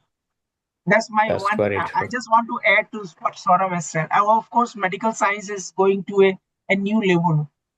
Even Sundar Pichai Absolutely. says the future of doctors is no more after 20, 30 years. The stem cell therapy and then AI will no match to the current medical practices. So That's one very well needs to said. How, start how out about like that. Deepu? Yeah. Hmm. Let me ask Deepu, what you think? For me, as of now, people are becoming productive by doing what they have been actually doing with AI and becoming cognitive obese. Okay, cognitively obese. But actually, what AI is bringing is an opportunity to do something that we could have never done before. And that is each and every one of us should actually start inquiry about ourselves as well as that is what taking it forward, right? That is, it should we could feel productive only if we are capable of doing something that we could have never done before. Just like when Got calculator came in, it is not like people that is stopped doing mathematics. That is, people can do more about calculus and other complex problem solving using this thing, right? So as of now, in our education system and everywhere, what is happening is that we are giving them the same level of challenges and asking them not to use ChatGPT. Instead, we should get to a level where we challenge them much higher and just ask them to share the prompt which they used, right, to find the answer. Because we should enable and equip the next generation to use the technology but solve much larger problems which our generation complex problems. possible. Yeah. Yeah. Yeah. So the now Anupam, you cannot hear us. Still, I think, yeah, he's having technical difficulty. Okay, let's go ahead. We're gonna be working on a second question, which I personally like it. So as we see that technology is growing and the products are being faster, being built faster, and the question is that how do you balance the compassion with the speed of development? Things are being developed fast, like everybody has tools and technology in their hand. So in this age when everything is being developed very fast, how you are balancing the compassion at the speed of product development? How about sort of we start from you? So Avkash, point you're mentioning that how we can combine or balance trade-off between compassion and the speed of the development. Yeah, because most of the speed is caused by the AI. AI is really making the development, product development, things are really going faster and faster. Yeah. Hold on, let me add a little more to it. So is there, so how do you balance compassion with the speed of market or speed of development? And do you think there should be a framework or there should be a red line to guide? I think it depends, I would say that, in what context we are talking. So for example, as I just mentioned, if it's a medical sciences and biology and where we do not, so whether do have an existing solution to the problem or not, right? We do not have an existing solution to an existing problem, right? I think speed is very important, and of course, subject to it is meeting the problem's solution. Yeah. Where we have solution to the problem, and AI is the mean to fast track the solution, there has to be a trade-off between the two. Absolutely. Very well said. And again, within because if you look from a typical corporate perspective, coming from that background, you always see the go-to market faster is better profits. You get early edge, your cost is less, your return on investment, your payback period is faster, and all those things. But what is the bottom line you're going to gain out of that? Is the more profit, more cash in your company, which otherwise would have been in a different pockets of the society. Right. So I think it depends where we want to. So for example, means it may sound like I'm a technologist. I'm a technologist for the last 30 years, but I personally don't like on a restaurant floor, on a food court, a robot taking the order. Absolutely. Yeah, me either. Yeah. You don't get anything by doing that. One or two companies or five companies in the world who have that technology is getting rich, but the section of society which needs most job, right? Who is then in need of job and who can do only these 2-3 things are getting deprived of the job. Absolutely. Right. So and it's not that you're doing anything faster to market in country like India or most of the countries for that matter, even in the States. If you want to have 2 waiters or waitresses to take order, you publish advertisement in morning, in afternoon you have 20 guys for interview. Totally. Yeah. And then those 20 positions are being filled by robots. That's very true. So and you don't get anything by doing that. Just that showing that I have latest technology. But technology is latest only until it is not common. The day it becomes common, it is no more latest technology. Totally. But what the downside of it, you are having so many jobs getting deprived. Means I personally believe these are the things which not good thing. On the contrary, there is a warehouse in our clients I have seen. You have a warehouse which is like 40 feet or 50 feet up. And if you need to take a goods from the last shelf, you need a robot to do that. You don't want to put because there is a time you need to quickly go and take that and put on the shop floor. If you put a guy, there is a guy of getting fell down and having injuries higher. So same thing. Totally. So a job is done by robot, a job is not done by robot. There is a line what should be allowed, what should not. Yeah.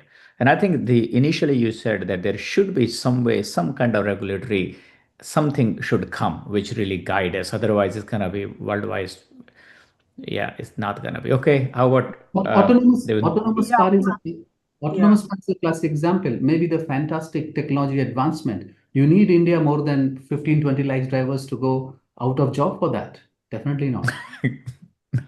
And just by three to more companies probably having $100 billion more in their every year in their balance sheet.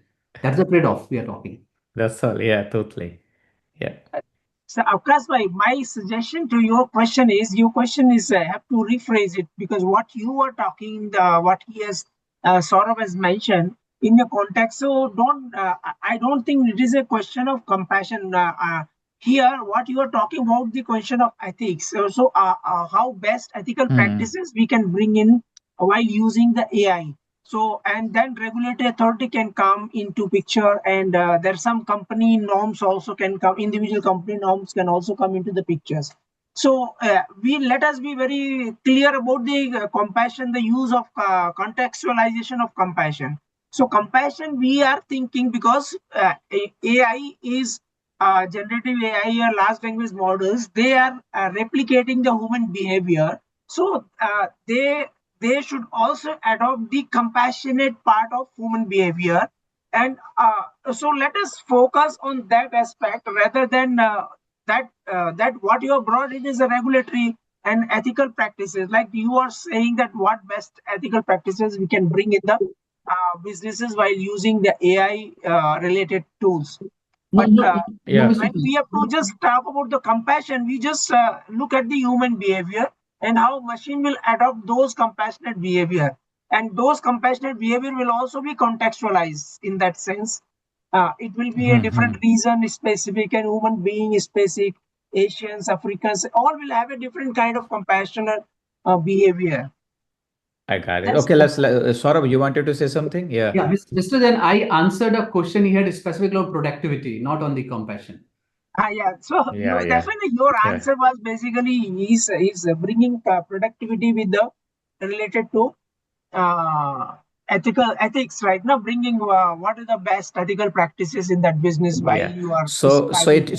so you mean that if the so I'm just gonna be play the role of devil's advocate. It means that so you mean that if the robots are driving the car, they should be courteous like a human. They should be compassionate. As long as the robots are having the compassion built into, it's all good. Yeah, in all in robotic, all the robotic or humanoids when they are and whenever you are using large language models, their language models should be trained on those various aspects of So compassion. AI Then is only not the limited compassion to will large then you language can see in the model. in the generative when they generate then they generate the actions it will reflect there. If we are not training in those various aspects, so they will reflect the whatever little learning they get from all our behavior. Like you said, in ChatGPT we are talking to them and every time they are gaining our behavior. Yeah, yeah.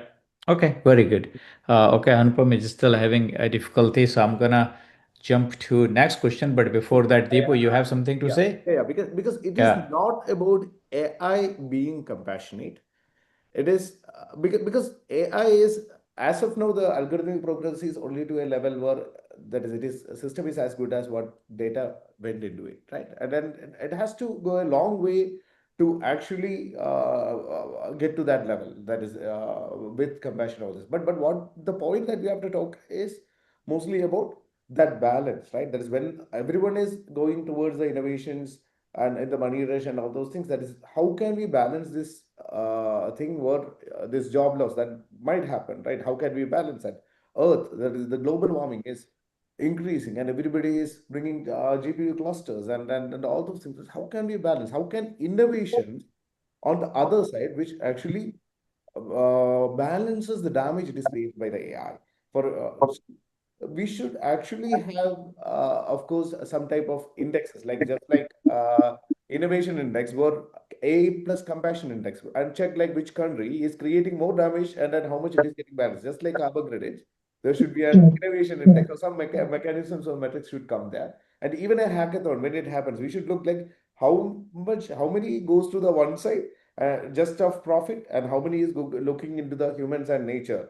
How many innovations are coming in the balancing side, and we should have more literacy for people on coming in and using this technology and tools and working on the other side to balance it. So having that, advocating that is one of the purpose of the A plus compassion mission itself. That is completely that we are going for. Yeah, that is my point. Yeah. Perfect. Okay, no, no, that's good. It's good. Anupam, what's your situation? Is your net? Oh, okay. So you can hear us at least, but we cannot hear you. So at least, yeah. Okay. So I think, yeah, yeah, we're still gonna deal with Anupam technical problems. Okay, so now we are, so I have another question. So I think we have Saurabh right now. Devendra Jain, he needs some time off because, so I think, yeah, so he might come back, but I think he said So one thing I think I realized, I didn't really know, I didn't realize, I knew that today is a very big festival in India, the Shahra. So while we are talking with all these panelists, basically they are away from their family, celebrating celebrating the Dasara. So it's like a double whammy in one way that, we are basically taking their half day and then trying to side. We do appreciate, and I think everybody who is on this stream listening and all that thing, and then the initiative from Gaia Foundation and the Compassion AI, everybody. I think everybody should appreciate these our panelists who are really taking time from their family and friends on this festive day and trying to share their thoughts. Okay, so I think I would say so there is a okay. So the question is about the came is that if compassion creates better financial outcomes, if compassion creates the better financial outcomes, why isn't the market rewarding it? So what structural barriers keep pushing companies towards extraction? What needs to be changed? Basically, what needs to be changed if the compassion creates the better financial outcome? Better financial outcome at means for the organization who's deploying or for Yeah. So for the the question is society, that society at a large. yeah. So yeah, I think it's overall that the compassion creates the better financial outcomes, because we are talking about the compassion here. So the question is that if the compassion is really that much talked about, so we can consider that okay, compassion can create the better financial outcome. Then if that's the case, then market should reward it, and if market should reward it, then compassion can be fit almost everywhere.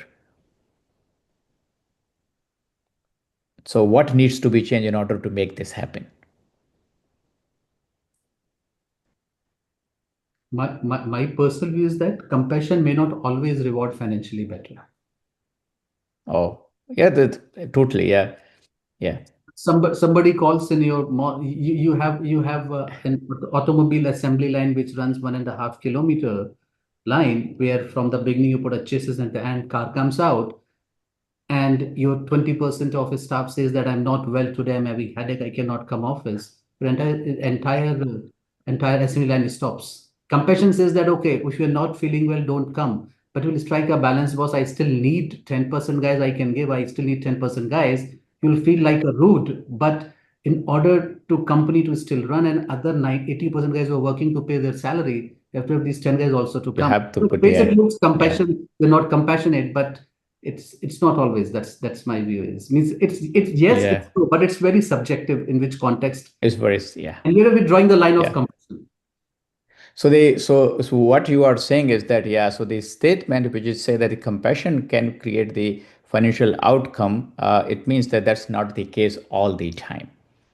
Yeah, there may be some time, but not all the time. Anupam, can you hear us? Sorry, still we are not able to get your audio by any reason. I So think there's a question for someone. Aman Xavier, he wants to speak something. Hand raise, yeah. Aman. Oh, anonymous. Okay, let's see. So the question came, sorry, I didn't see it. Thanks for reminding me. So won't regulating generative results quickly turn it into regional censorship for higher authorities?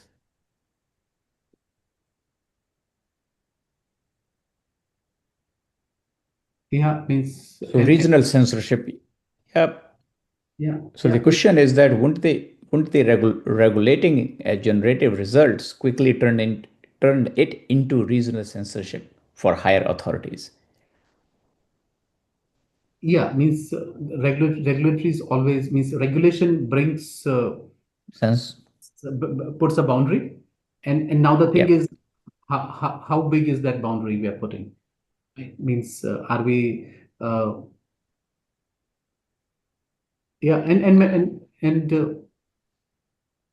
and certain things which may look like censorship for one country and citizen society might not be censorship for other country. Totally. Yeah. So There is, yeah, that's a very true statement, and I also think that for some countries, the use of any like the AI in a certain uh, domain could be totally stopped. Versus another country, it might be a necessity. Yeah, yeah, you're right. You're right. Yeah. A country where population is declining, you don't have next Yep. generation coming. You allow let's robot be there on shop on restaurants and food court to take the order. On the contrary, country like India, and many countries where you have enough population, you will say, boss, this is not allowed. It should And not be allowed. So, yeah. Yeah, so that's very true. Okay, so that was very good. About now, it's like a lot more the from a startup to a scale. Uh, so this question was directly to you, Saurabh, that the because you are entrepreneur, you are running a company, so it is not about AI. It's all about the compassion. So, what was your original vision for serving people compassionately? How much have you maintained uh, still now, and what compromises have you made? yeah, good question. And thanks for asking this. And compassion, even as a before starting entrepreneurship journey, as a core tenant have been there. Probably the sanskar I will say my parents gave me, and I can say that in our I'm running this organization for more than 11 years now, and before that worked 18 years in corporate, so have seen both sides almost 29 years in the trade. We have never, and it is just an is from a compassion point of view. We have never asked anybody to go without finding a job if person is not doing good, and that is purely from a compassion point of view, because guy may not be doing good, this job may not be working out for him, or project probably I mean ramped down, there can be xyz reasons, but we always gave a rope to an employee to find another job, even if we need to ask somebody to go, which we normally don't do that, but if have to, we have not asked somebody to go without finding another job, and we have kept guys on bench 6 to 12 months like that, and find a job and then go. And that was one of the things when I was working in corporates I found that should not be done, because when person joins you, he or she might have couple of offers, and then one takes a call to join you, things may not work out because of either project reasons or the team or Yeah. skill fitment not being there. So from that perspective, we have not done any compromise on that. And one of the reason is that with God's grace and our team's abilities, we have never been in a situation that we have to take such tough call, because our balance sheet always allowed that to do that. Got it. Yeah, that's very good. So, any compromises you made specifically, or No, means no, we never actually asked anybody to uh, see. There are two ways of looking at it. One, as I mentioned, that if there is a project delivery and it has to be done, if we don't do, there is a major damage to client and us both.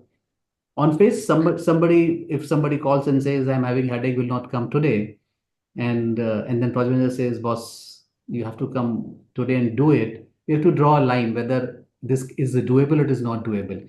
Sometimes from yeah, a person sitting on the side thinking you are not being compassionate, you are not being empathetic with what problem I'm going through. Person has to see if we don't do this, what a larger problem the organization as a company or client can have. Rather than just okay, there is still time, we can make it up. You work a weekend after 4 days yeah, work, then it's still asking a person to come and do that work or work from home and still do that is not the right. It's not being compassionate. So sometimes it may look on the face that as a company, as an employer or manager, you are not being compassionate. Has to be viewed as with the circumstance also. What is the larger impact it will have? But as a principle, we have tried to be compassionate and empathetic with our all the resources. Uh, Sometimes it can be subjective, people may not see that view, but in the larger scheme, as I mentioned, if you somebody being not well, having headache and still asking to work, versus somebody saying, boss, your terms of employment says 3 months of notice, I'm asking you to go find a job in 3 months, if you don't find your own, that is really being discompassionate. You should not be doing that. that's totally, that's very true. It's quite good, good. So these are so I have a bunch of series of questions. So the second question come that please share a specific moment please share a specific moment where compassion conflicted with investor demand, market pressure, or a competition. What did you do, and was it the right choice?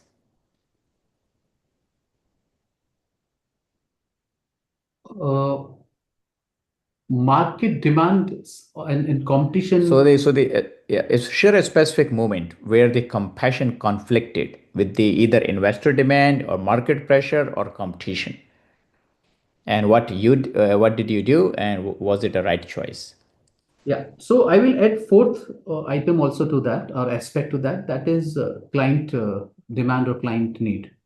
Because as an organization, for us, client have been at the top, and Avkash knows it. So, and so there are instances where this is an important project delivery for the client, and if you don't do that, there are severe damages to the client, to reputation or maybe financial, and thus can be on us also.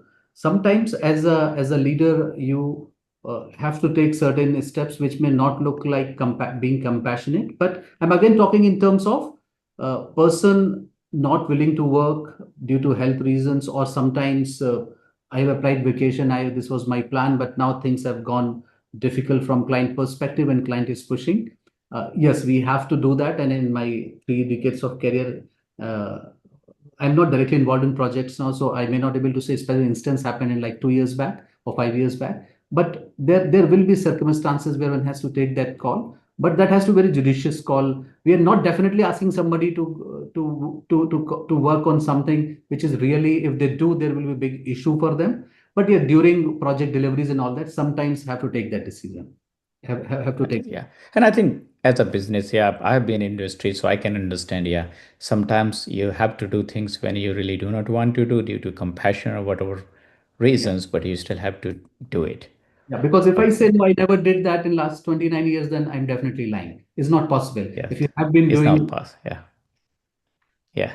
So next is like about the trust related question, and that's like people are really bringing. So there is something called they have the rule. It's called the 54%. I think some study came and they say that there is a 54% trust gap in AI.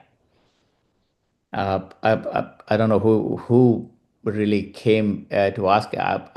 From my understanding, it should be even 80%. Yeah, the trust in AI. So what is that costing companies financially with this trust gap? Can you quantify the economic value of user trust and what happens when it erodes? So I think more about a trust, and then so I think in your company you might be start deploying AI based applications in various levels.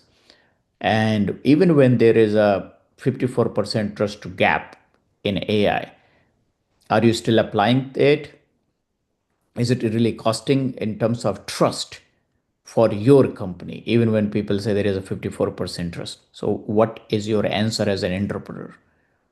So, first, I'm not aware of this stats 54%, or Avkash, you told 80%. But the fact of the situation is that LLM, if you look at where they are right now and evolving every 2 months, and probably we'll see what it will be down the road 2 to 3 years, we are probably 15-20% of that. So the application of LLM has to be very judicious, even within organization, and lack of trust. So still from our organization perspective, as well as our clients, where we have been working on Gen AI for last 18 to 24 months, most of the projects have been very data specific, where we are taking data of the past and working on that, or finding patterns and working on those. So using those AI large LLMs, large language models, and applying business logics on those, accuracy, what we have been finding around 75 to 80%. And wherever there is a gap, we have put a manual process in the system where a manual intervention is required, even for our client products and projects, and even in our organization. So So I'm not sure whether I answered your question, but what I'm trying to say is that wherever there is there are instances where you can have between 15% to 50% of exceptions which your AI solution is not able to handle. Not able to handle, yeah. Give it to manual intervention and let person handle it. And important thing is to identify there is an anomaly in your AI solution which system cannot do. Good. How about Deepu? You are working with your community and everything. What is your think about the trust in AI? So one thing, there is no transparency in the data that is getting trained, right? That is one big problem. There should be proper ethical governance on the data and stuff like that, but it has to emerge, and that is one part in trust. And second part is in trusting the solutions that actually AI provide us, right? Because uh, because technology has not, or algorithm has not progressed in a way to get that direction in a way that is we could 100% make use of AI for anything that we know, but still people are using it. And we are living in a world where internet is completely bombarded with the information and knowledge that is regenerated from the existing data that is being trained, where majority of custom, majority of traditions, lot of data is missing in that. But we are slowly getting adapted to that skewed data generated outcomes. And and and that is one bigger problem there. And then of course that is the governance on the this part on the data training, and the transparency is also very important. Yeah. and Got then and then and when we say that 54 percentage people are not trusting AI, or in your period, Avkash was mentioning that it is more than 80%. But we are living into AI right now, right? That is, we are not looking into the anything else. That is AI to generate business, AI to create new business models, and take it forward from there, and blindly trusting that, oh, AI has reached that level. It is not yet, for sure. Being from the technology background also, I'm telling that it is not yet there, and yeah. it take time. And then that is where the this A plus compassion was talking about, whether we need a pause to reflect on where we are today, and the globally countries coming together and checking that. So actually, I was watching the initial the event when people were coming to the stage and talking about the AI and how it's really going to, like the future you, like in what could happen in 2050. 2050, and it's like the idea, because it's 2025, so like a 25 years uh, down the road, there will be a mega changes. Like there could be virtual you almost.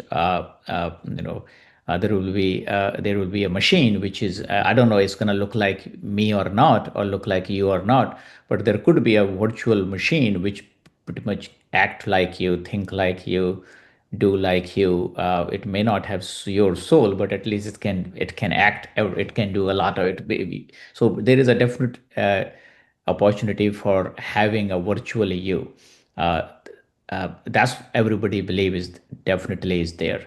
Rest could be a little different. So one discussion came from that, and then I think that's something from AI's compassion is like the currently we are building the AI, but the biggest issue what is that we are not thinking about kids when we are creating AI.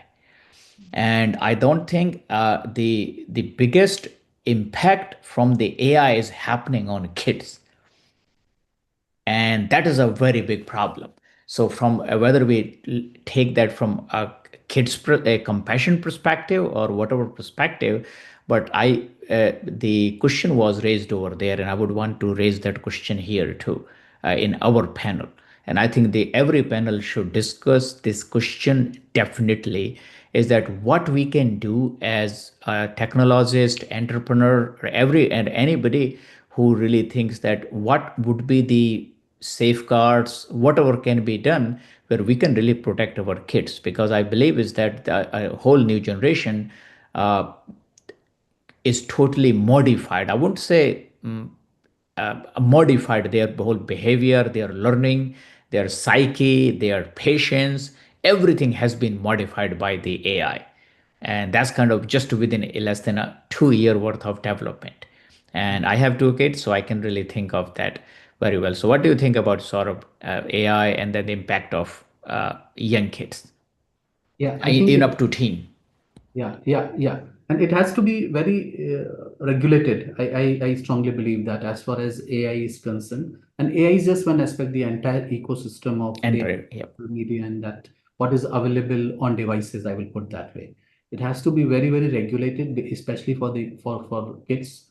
And when I'm saying kid till teenage, until they go to college, and it has to be regulated. There can be different level of regulation, like what is it's like food. What food you give to a 4 year kid, right? You don't give to a 2 year kid, 2 years old kid, right? What Totally. you give to 10 years is a different. But then how can we have the same content, same thing available to us For every, for a very, 20-year very, old person who has a different mindset and experiences yeah, in a 3 year old kid who has no exposure to the world? Means and till the eight, as per science, till the age of 10, 8, 10, 12 years is the most impressionable. It's a sponge mind. They absorb everything. And that is the time we absolutely. want them to be more mentally more creative, more learning what on the right side, maybe mainly more functioning of brain rather than just consuming. It's the more Yeah, application than the consumption. And the entire, whether it's AI is just a one part, the entire media thing I'm talking on available on device, it is more consumption than execution or implementation or action.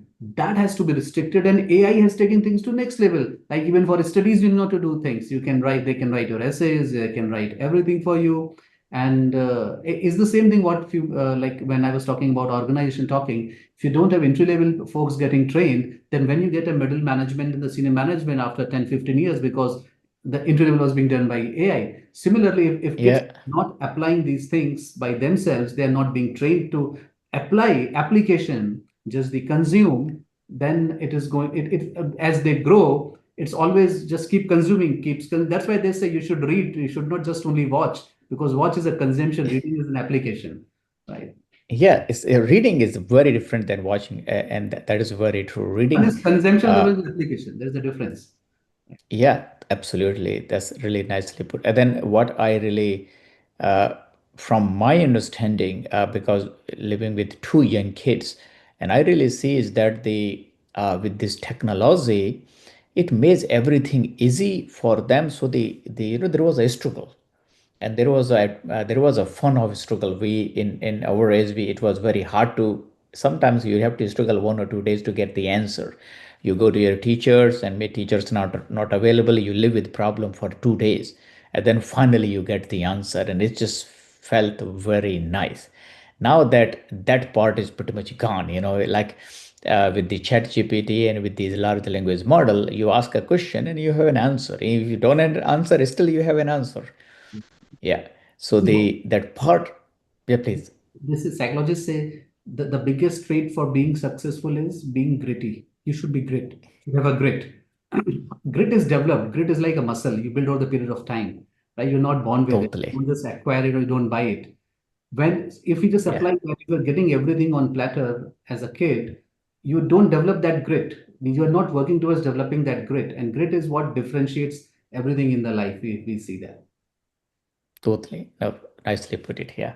Good, good. So I think so I think our Anupam is not our all panelists. So I think we are the only two. And do you want to add, Deepu? We're gonna include you too. And thanks for being, yeah, Sora, I do appreciate. Yeah. One thing, So yeah. yeah. Go Yeah, ahead, go ahead. for the kids, just like as Saurav rightly said, that is the need to be some control or regulation over that, because as parents, that is, I also have a kid, right? So that is, we are letting them in a world to be being within themselves, and they are losing the social connection, social interaction. They do not know how to talk to a stranger, how to get connected, and this Totally.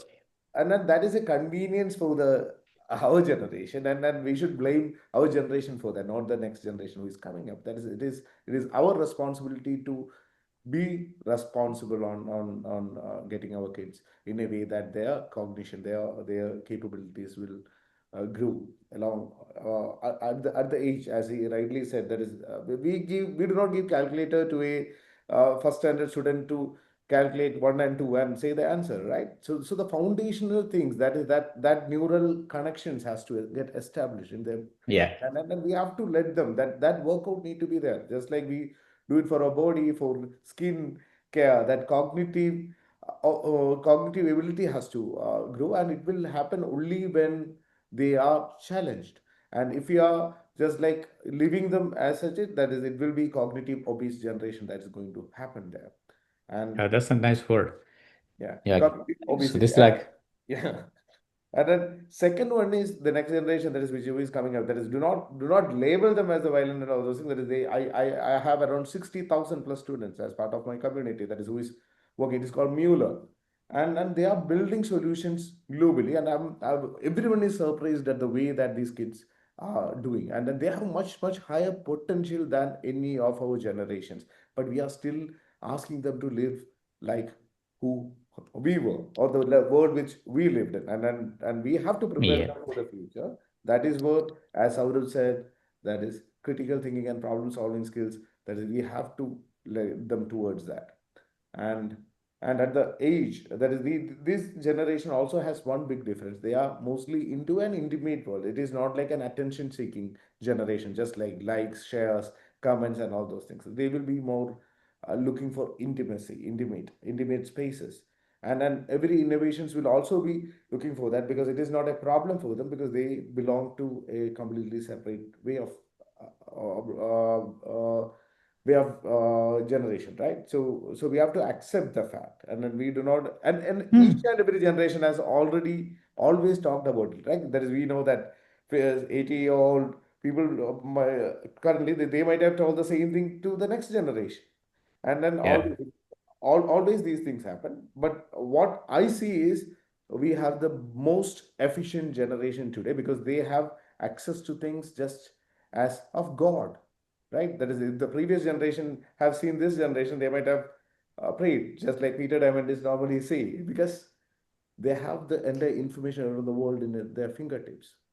They can they can and then the world has grown to an abundance world, where their basic necessities and all those things are already taken care of by the previous generation. So what actually they have to do, and Yeah.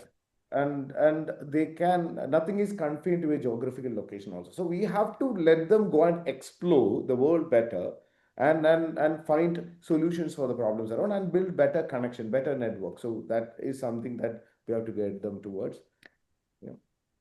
So one thing, I was watching this documentary, and then you guys can tell me, that's so the future world, what these kids are being prepared to, and I think the compassion should be a very good role it should play in my understanding. But what is happening right now in our generation, like in my and Saurabh generation, we were using tools and technology whatever available to prepare that world. That time we were building a lot of not there were less machines are came machines in last 25 years are added to make faster road, all that thing, but it was a lot more manual work.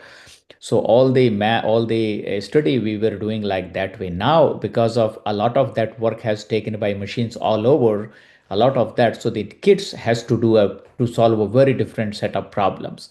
So the idea is that how you can compress the technology at a nano scale. It means that previously the computer has to be a house size. Now the computers are mobile size. So the technology compressed. Now moving towards the quantum.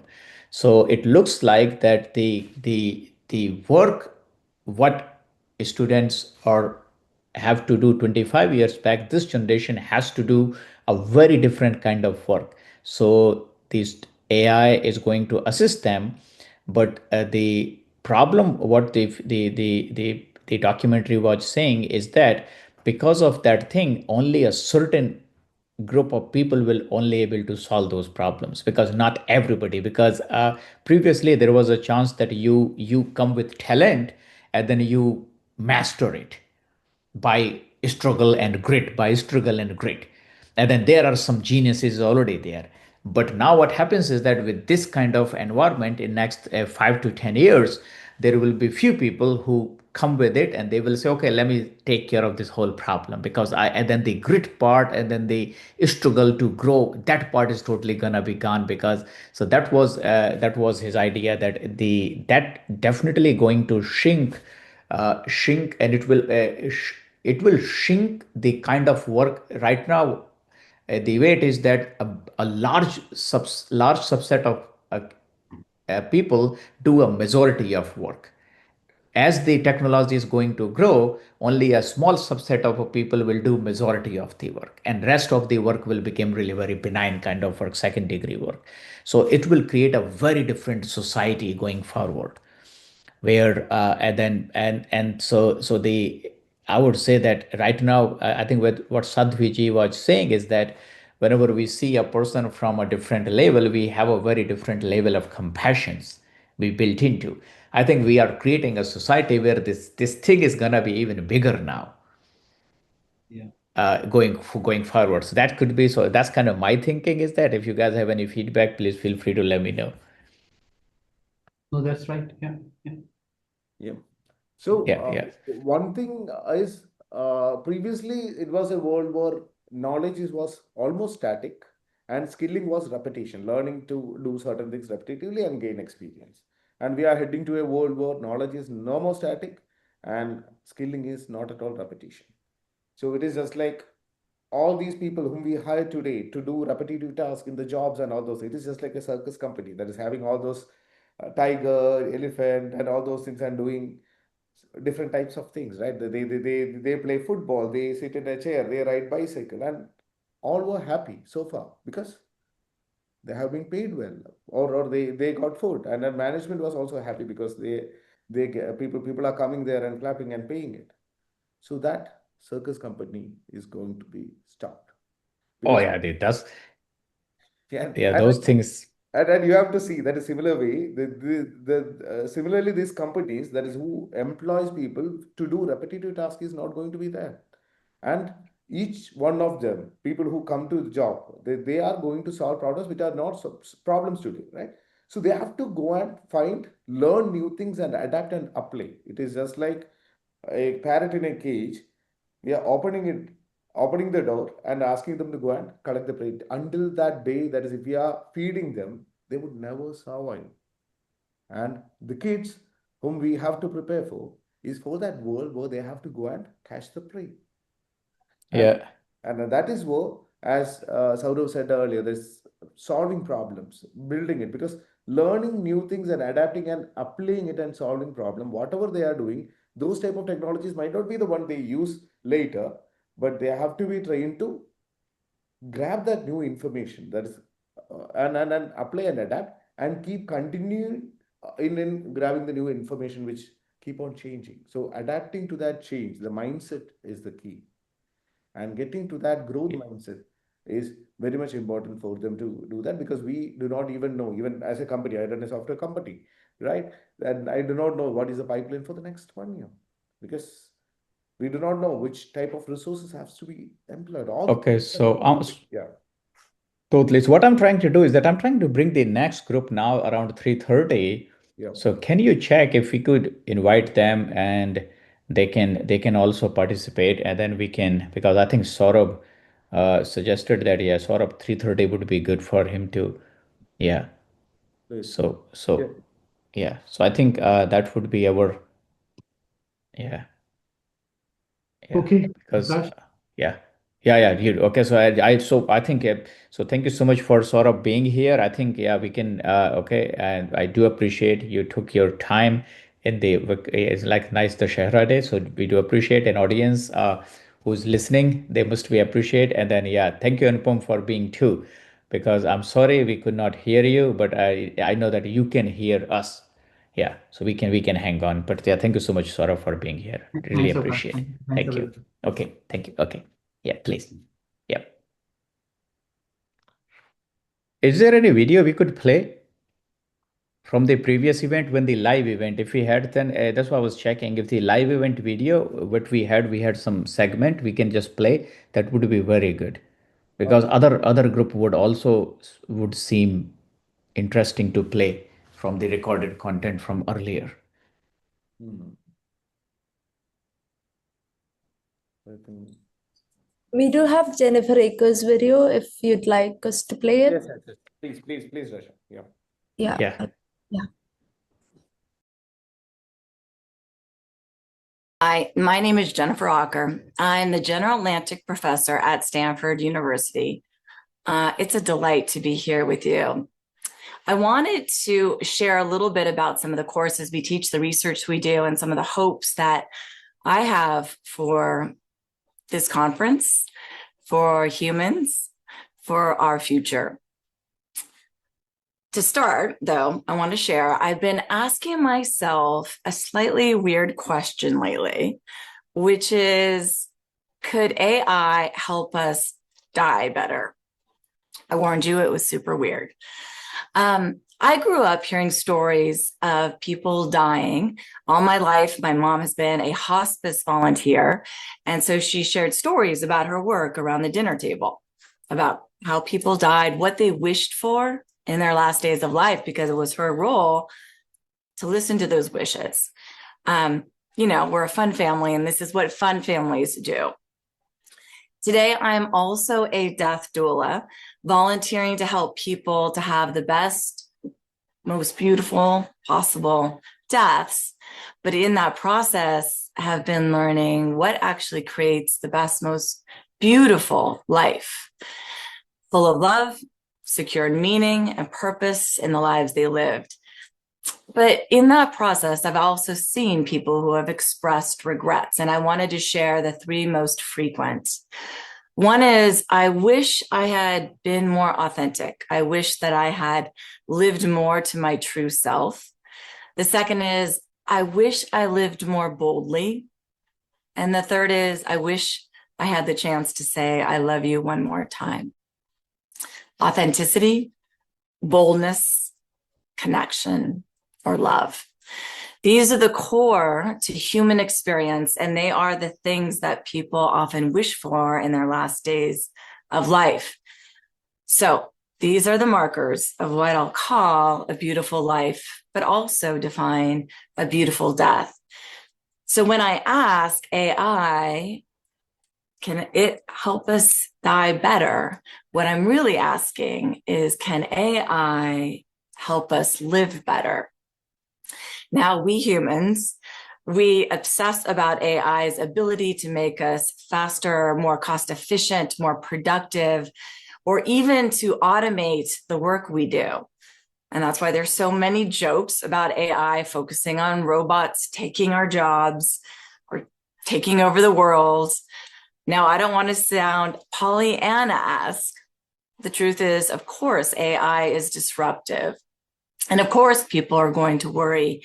But what I want to persuade you of is that AI can also be a powerful tool to enable human flourishing. Getting there will require a reset in our relationship with AI and how we interact with it. And it starts with a simple question, which is, what if AI's real superpower isn't speed or productivity, but helping us live with more truth, boldness, and love?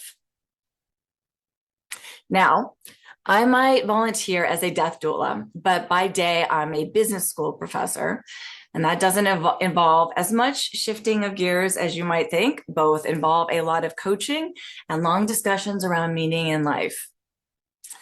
As a behavioral scientist, I study what makes a life not just happier, but more beautiful. And by beautiful, I mean one marked by authenticity and boldness and connection, and infused with humor and grace, and animated with moments of awe and joy, which ripple outside all of our bodies, our families, and into the world. I explore the difference between what makes a life feel good and one that truly matters, and why we so often get the difference wrong. And so hundreds of, probably thousands of studies that we've run dive into that question. What makes a life meaningful versus happy? How do we confuse the two? And then how can technology distract us from meaning and purpose and beauty? Or how can it be redesigned to help us remember it?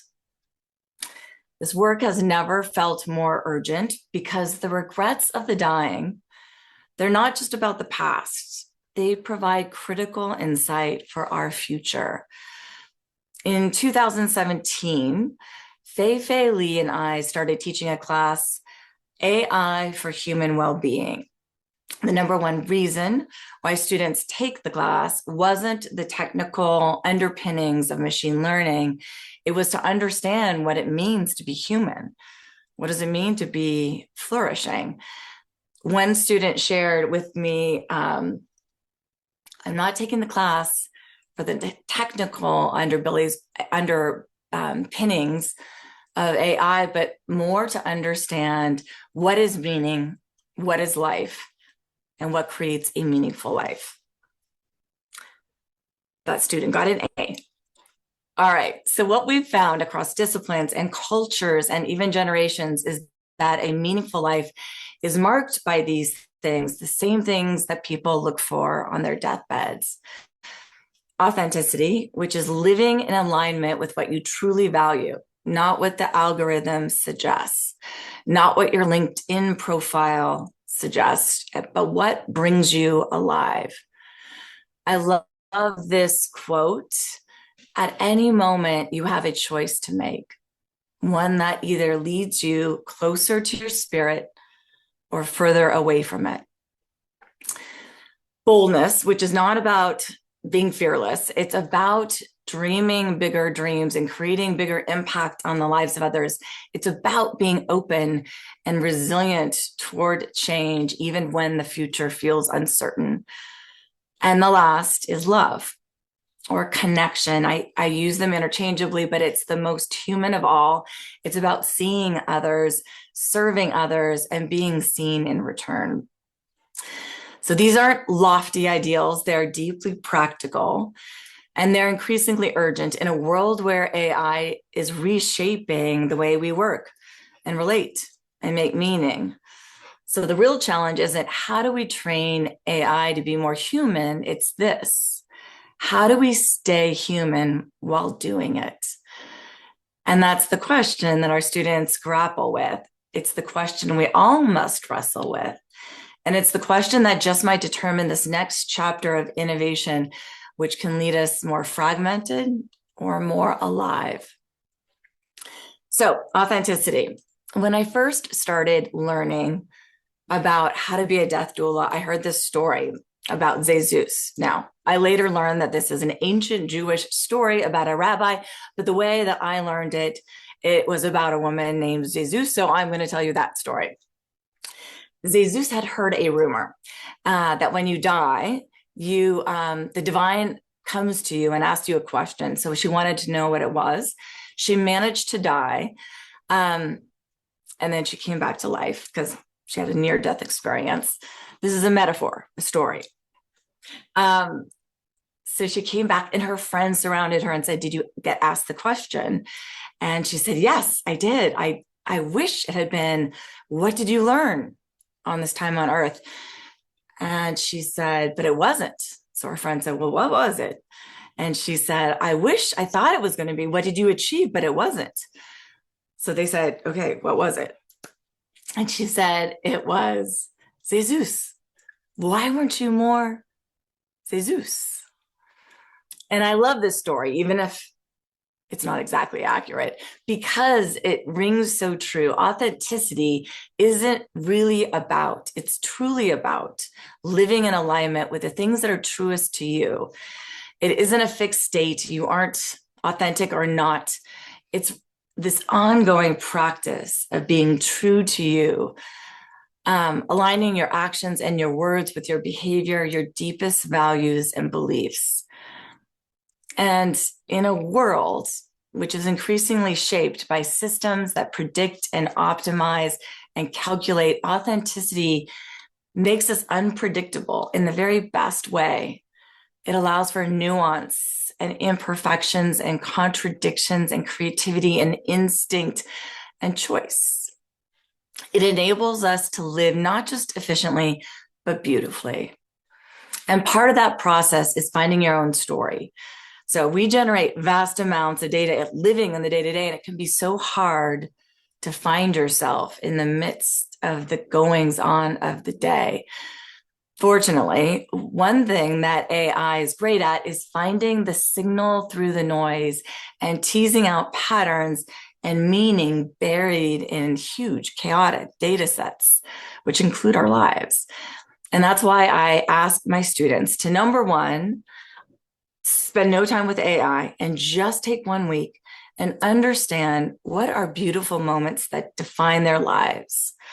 And in that process of finding the love and the humor and the joy and the serendipity and the grace in their lives with no technology, they start to learn who they are themselves more.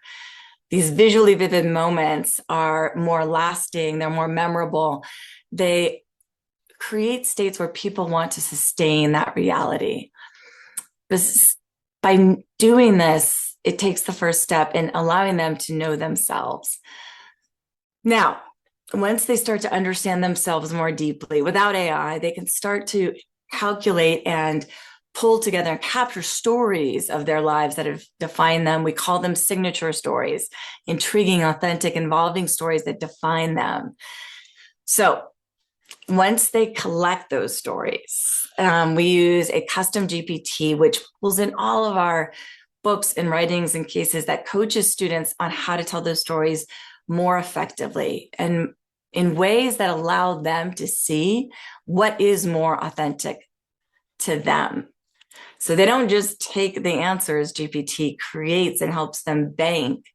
They work with GPT in a private way that's interactive. And that's the way that they start to extract more meaning. And we even give the chatbot a personality so it manifests levity while working with the students. All right, boldness. If authenticity is about being true to yourself, then boldness is about taking greater risk, being open to change, and having the conviction to manifest that version of yourself and create the world you want to inhabit. It's about using conviction and power and creativity and courage to unlock these dreams and build a better future for everyone. Can AI help us boldly solve previously unsolvable challenges that humanity faces?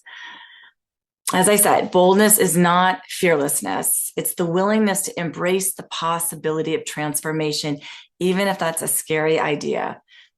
It's this muscle of inner courage that lets us choose growth over comfort, to risk vulnerability in pursuit of truth, and to meet the unknown with curiosity. Boldness is found in these big moments as well as small moments. For one of my friends, boldness showed up when he got divorced after many, many years, and he found himself sitting next to a woman in a Parisian cafe, and he summoned the courage to ask her out. She said no, but that was still bold. The fact that we can all imagine these small little moments and even how hard it was for him to do that remind us that opportunities for boldness exist in the day-to-day. Now, boldness is difficult in part because we're terrible at imagining ourselves changing. In fact, in a set of studies that my colleagues did, they asked people to imagine themselves in 10 years, values, personality. And they also asked them to imagine themselves 10 years ago. Inevitably, people said they had changed so much in the last 10 years, but inevitably, they also said they would not change at all in the next 10 years. Neurologically, humans are not really wired to imagine how much we are able to change. And when we do, even worse, neurologically, it shifts. When we do imagine change, it feels hard. And so you can imagine how hard it is to change in our organizations. So how can AI help us with that? How can it help us be more open to change? And this is particularly hard when large language models are trained on the world as it is or how it was, not on how it could be. That means AI tends to be risk averse, cautious, and bound by data, at least to some degree, even in contexts where they allow for a hypothesis in the future.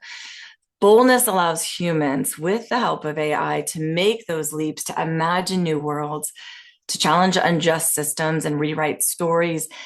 Boldness is about how we evolve beyond what we know, imagine now. So it's on us to unlock AI's boldness and to push these models into solving previously unsolvable challenges. In our AI for Human Flourishing class, we ask the students why they're taking the class, and they inevitably have so many bold goals, unsolvable problems in health, mental, physical, emotional, in climate, and a lot of the challenges in physics, in chemistry, in social science are often possibly tackled with generative science, with models that are born from these scientific fields that allow our students to say, instead of what could possibly go wrong, what could possibly go right? So we turn to generative science. While AI trained large science models to find patterns leading to new breakthroughs for humanity, new small molecule drugs, new vaccines, new battery chemistries, and that's just scratching the surface of what's possible. For example, at the University of Chicago, Dr. James Evans uses AI models to predict the next big scientific breakthroughs. The idea is by mapping thousands of research papers and conference papers and personal connections across disciplines at a scale no humans could manage alone, it is possible to find neglected spaces where unexpected synergies can be found and new innovations can be unlocked if we bring the right people and ideas and tools together. AI, in other words, gives us these new tools to empower us to think more boldly and creatively about how and when we innovate. When we're bolder about our work, we work better.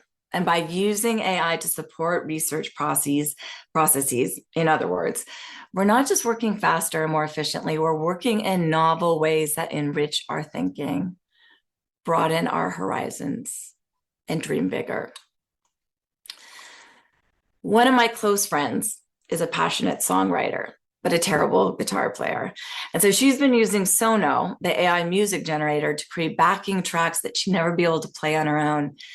It used to be a rock star, you needed 3 chords and the truth. And now AI is actually making it easier for my friends, anyone, to be able to more boldly manifest their dreams, not just in science, but also in art.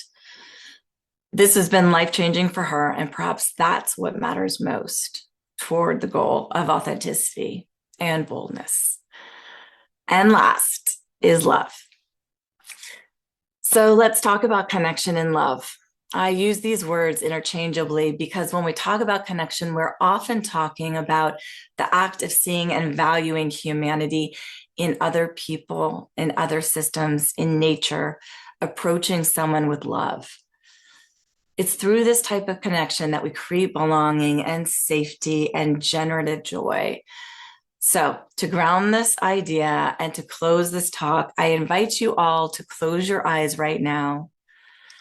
I want you to take a slow breath in. Hold it at the top. And exhale slowly. Let your body begin to settle. Feel the ground beneath you. Imagine someone you love deeply. See their eyes, their smile, and notice how you feel right now. In this moment, you feel seen and loved, unconditionally known. And I want you to recall a beautiful moment with them. Let that feeling live in your chest. You can embody that moment at any time. Now I want you to open your eyes.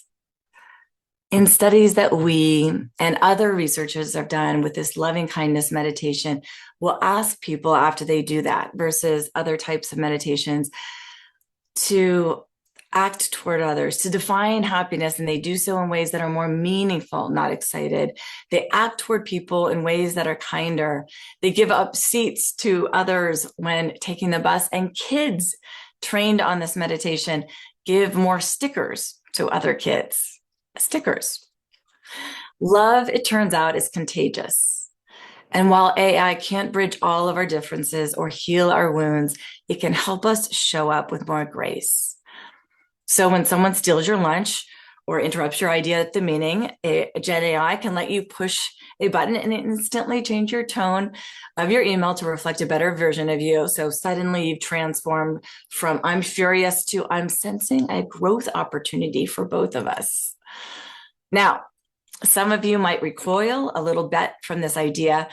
Will these technologies help us grieve and heal in new ways, or merely be monetized and exploited? It's up to us to figure that all out, to figure out how to use these evolving technologies to promote human flourishing and preserve our ability to amplify meaning and flourishing and beauty and the relationships we care about the most. So, in closing, I wanted to come back to this idea of a beautiful life. During the pandemic, my friend Safi and I, we had weekly chats on Zoom about what is a beautiful moment that you just had that week. And we found over 2 years of doing this that we ended up not only having better memories of these moments, they were visually vivid and rich and elevating and connective and often transformative, but they also made us look at life differently. Is this my beautiful moment? Beauty, we found, isn't about perfection, it's about presence. It's the feeling of being deeply alive. And so the question is, how do we make love and beauty and grace and awe and humor more visible in how we live, lead, and connect? Because this goal is not to outsource those experiences to machines. It's to use AI to augment what we do best, to reflect our values and elevate our awareness and turn our truth into action. The point here is that AI can't teach us to love, but it can help us express more love more often, more clearly with care. It can't create beauty, but it can help train us to see it more. It can't replace humanity, but maybe it can help us become more human. There's a poem I love by Joseph Basana that's close to my heart, and that speaks to this challenge. It's entitled "For a Student Who Used AI to Write a Paper." And he writes, "I know your days are precious on this earth, but what are you trying to be free of? The living, the miraculous task of it? Love is for the ones who love the work." That's the invitation, to love the work of being alive and to use AI not to escape that work, but to lean into it, to live more truthfully, to love more openly, and to connect more deeply. We have a choice. AI can be more banal, or it can be beautiful. It can automate, or it can amplify. It can flatten our humanity, or it can make us flourish. So I hope you ask yourselves, what does this mean to you? What do you hope AI will unlock in your own lives? So at the end, I want you to be invited to understand what creates a beautiful life for yourself. And remember these stories of the regrets of the dying. They aren't warnings, they're reminders for you to remember what is truly important to you, how to live with intention, and have the freedom to choose who we want to become and who we want to work with. Whether we're individuals or institutions, these choices matter, especially in a moment shaped by the powerful and unpredictable technology. It's a beautiful world out there. And if we're intentional, AI can help us protect that beauty and extend it and share it. Thank you. I love you.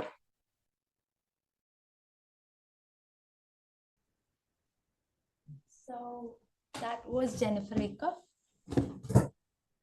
She is a general Atlantic professor at Stanford Graduate School, and she has prepared this video for us. And we'll thank her on our behalf. Go ahead, Deepu. Can you? Yes, anyhow, it was good that there was a strong conversation happened in different dimensions from India side, right? Because it is not about always technologists coming and talking about technology. That is, we should know different perspective, and that is what we have done from the India side. And Avkash, that is, you have done a great job in moderating that, and uh, and just before going to the next thing, that is, can you give a short brief on that is what all things that we have discussed and what are the key takeaways for that? Because Rasha will be documenting on that. Yeah. Oh, yeah, sure. Yeah. So in our panel, we had 5 really great people. So we have Sadhviji from Parmarth Niketan, Rishikesh. Then we had Dr. Bisain, spanning his career in biology and various subjects within that area for almost 50 years. Then we had Saurabh, entrepreneur having his own company almost like 11 years.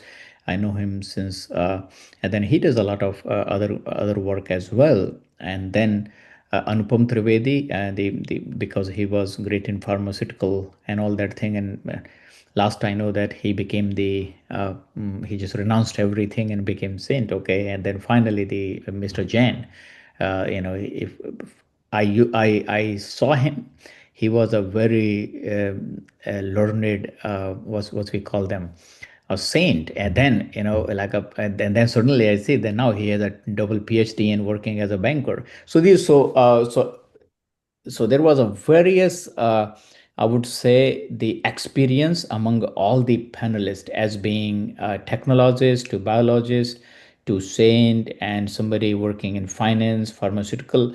So we talk about various things starting from compassion and AI, and how AI can be used in various topics, in various subjects, and in various dimensions of various dimensions of our work day to day, and how we can make sure that the world is better with the technology. Not it can be fast, it can be fluid, but what we need is that by adding the compassion, we want to make the world which is better from now, and the opportunities are equally available to everybody. AI should not be a technology, it should not be a thing which is basically taking the opportunities from people. It should provide opportunities for everyone. And that was the kind of the core of our discussion. We talk various things about how AI, trust in AI. We talk about what as entrepreneurs they really need to do in terms of adding compassion to their day-to-day business. We talk about the financial models, if there is a room for AI. A lot of is facts being uh, presented by our panelist, where yeah, a compassion may not result great at every time. That was, so I would say that there was a lot of candid statement about where the AI and compassion can go together and grow something big, or make that statement, or make that technology, or make that particular uh, mm, service better. But there are some cases where it may not be the case. So and if the AI, where it's really trying to not improve a certain scenario, then the need for regulation, need for censorship, need for new red lines, putting everything within a framework, as all needs are required, that will help us to make sure that the AI is generating for what the AI which we are generating is really helping people, making their life better, not and providing more opportunity, not like taking opportunities from them. So I think that was the summary of our discussion. Excellent.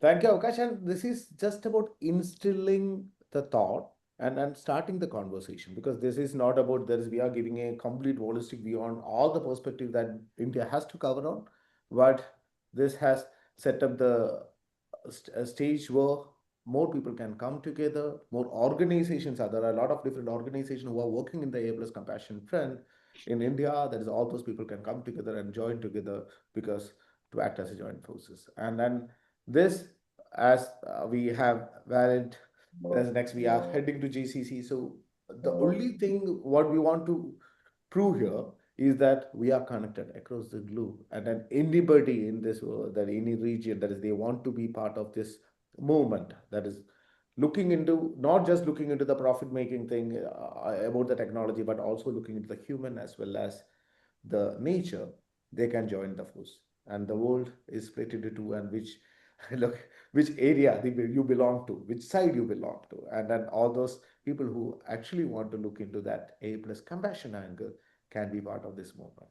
And thank you so much. It's gonna make better, yeah. So the compassion with AI, as it's going to infuse at various scale, at various levels, it's gonna make us a better person, and it should improve our livelihood and living style for the last person on earth, not the richest person on earth, for the last person on earth.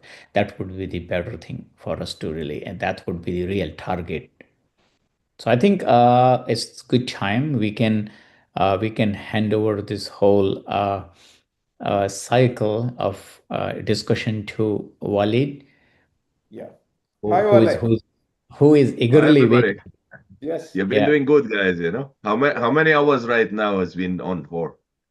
3 hours. Three Yeah, so hours. it's like Yeah. because I'm in San Francisco, so it's a 4 a.m. for me. Oh, So it's I'm just already 4 waiting Um, for a.m. you to. Thank you so Yeah. much. Yeah. So I'm very glad. I'm very glad to meet you, Avkash.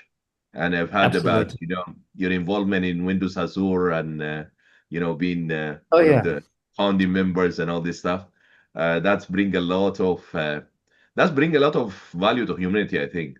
So, how do you feel, being somebody who's founded one of the major cloud platforms globally? Oh yeah, it was a great time. Like I built the clouds. I like I first 200 engineers who really built clouds in 2007. So I'm talking about, almost, it was great time. Like we built technology, what cloud we really see it. And it was, I would say it made me a better person as of now. Like when I really talk about look into the technology where I see that ChatGPT is serving like a million people, like almost like 100 million requests globally in a day. That's only possible what has been done in 20 years back. If it was not done today, ChatGPT will not be the ChatGPT. So definitely we always sit on the shoulders of the giants, and the previous generations create technology and avenues for new generation. So I think I had fun time. Yeah. Great, great. I think, for all the OGs that has been in the industry for more than 30 years or wherever, I think there were these moments of palpitations, where you have like, you feel this is a really new technology, and you feel that you don't know even what would be the outcome, like in 6 months or a year or whatever. And especially I'm talking about the social, about the behavior impact and all this stuff. So just last question maybe from me before we Please, started the please. GCC chapter. How many times since 95, let's see, have you had these moments of palpitation? Because for me, like the AI part of the last 2 years, especially with ChatGPT and the way it's democratized, access to AI, it was like it give you that like, okay, what's going to happen next? What's going to happen next? This anticipation and ambiguity about what's going to happen. So for you, if we could ask how many moments like this has been happening that you believe that it will have a great impact on humanity based on those technologies. Oh yeah, I can say. So I would say this is my third time. So 95, I was doing my master's, and I just started the enrolled in masters in India. Then that time Windows 95 came. It just changed everything. Like the window you and then what happened after Windows 95 was like the big thing, and then after 2000 I came to America, and then it was the dot-com bust, and then around 2007 when we were building cloud, like the foundation of cloud. Luckily, I was there. In Windows, I was not there. I was as a consumer, but in cloud, yeah, I was there, one of the person building. Like we are talking about the running, there was no Linux on internet at Azure. Like it was all Windows machine. We were the one who, my team were the one who really put together on internet the Linux on Azure cloud. So that was my thing. And that's what we were thinking. Oh, now it's gonna be really very big, and then big data, and then everything coming. There were all subsequent, like they just sits on. So we were thinking, oh, they are foundation technology. Then came AI, machine learning. We were already working deep learning. We were already enjoying the benefits of all that tools, technology being created, and then suddenly these comes the large language model, like a the mother of machine learning. They are just available, and now suddenly the all world of information is available on your fingertip. Now that was the start of Chat GPT. Very good. And then promises. We were already looking into that. Promises coming in, not in the form of this. Suddenly, then the technology was matured, where it's really start completing these sentences, getting as soon as it figure it out that what is the intent behind your statement, all deals were over. So I would say that that was the biggest thing from as being technical. Like if somebody asked me what is the biggest, how you define generative AI or how you define LLM, I say for me is that because last 30 years we were writing software because machine can understand what is our intent. Now machine knows what is our intent, so machine is writing software. It took 30 years, 40 years for machine to learn our intent, but as soon as now they are writing software, you tell what you want, they are writing, and it took 40 years. Luckily, I was not 40 years, but at least I was 25 years to see what is happening, and that's kind of my contribution. Is that okay? Yeah.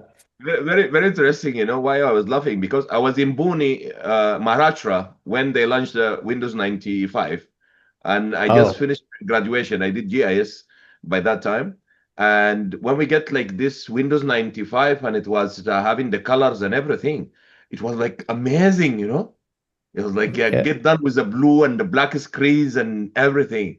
So very glad to speak to you, actually. And I So, think you one of the guys who made a big difference in the life of oh, billions of people globally. Uh, you know, Azure and all the cloud platforms had made a significant value into getting service delivered.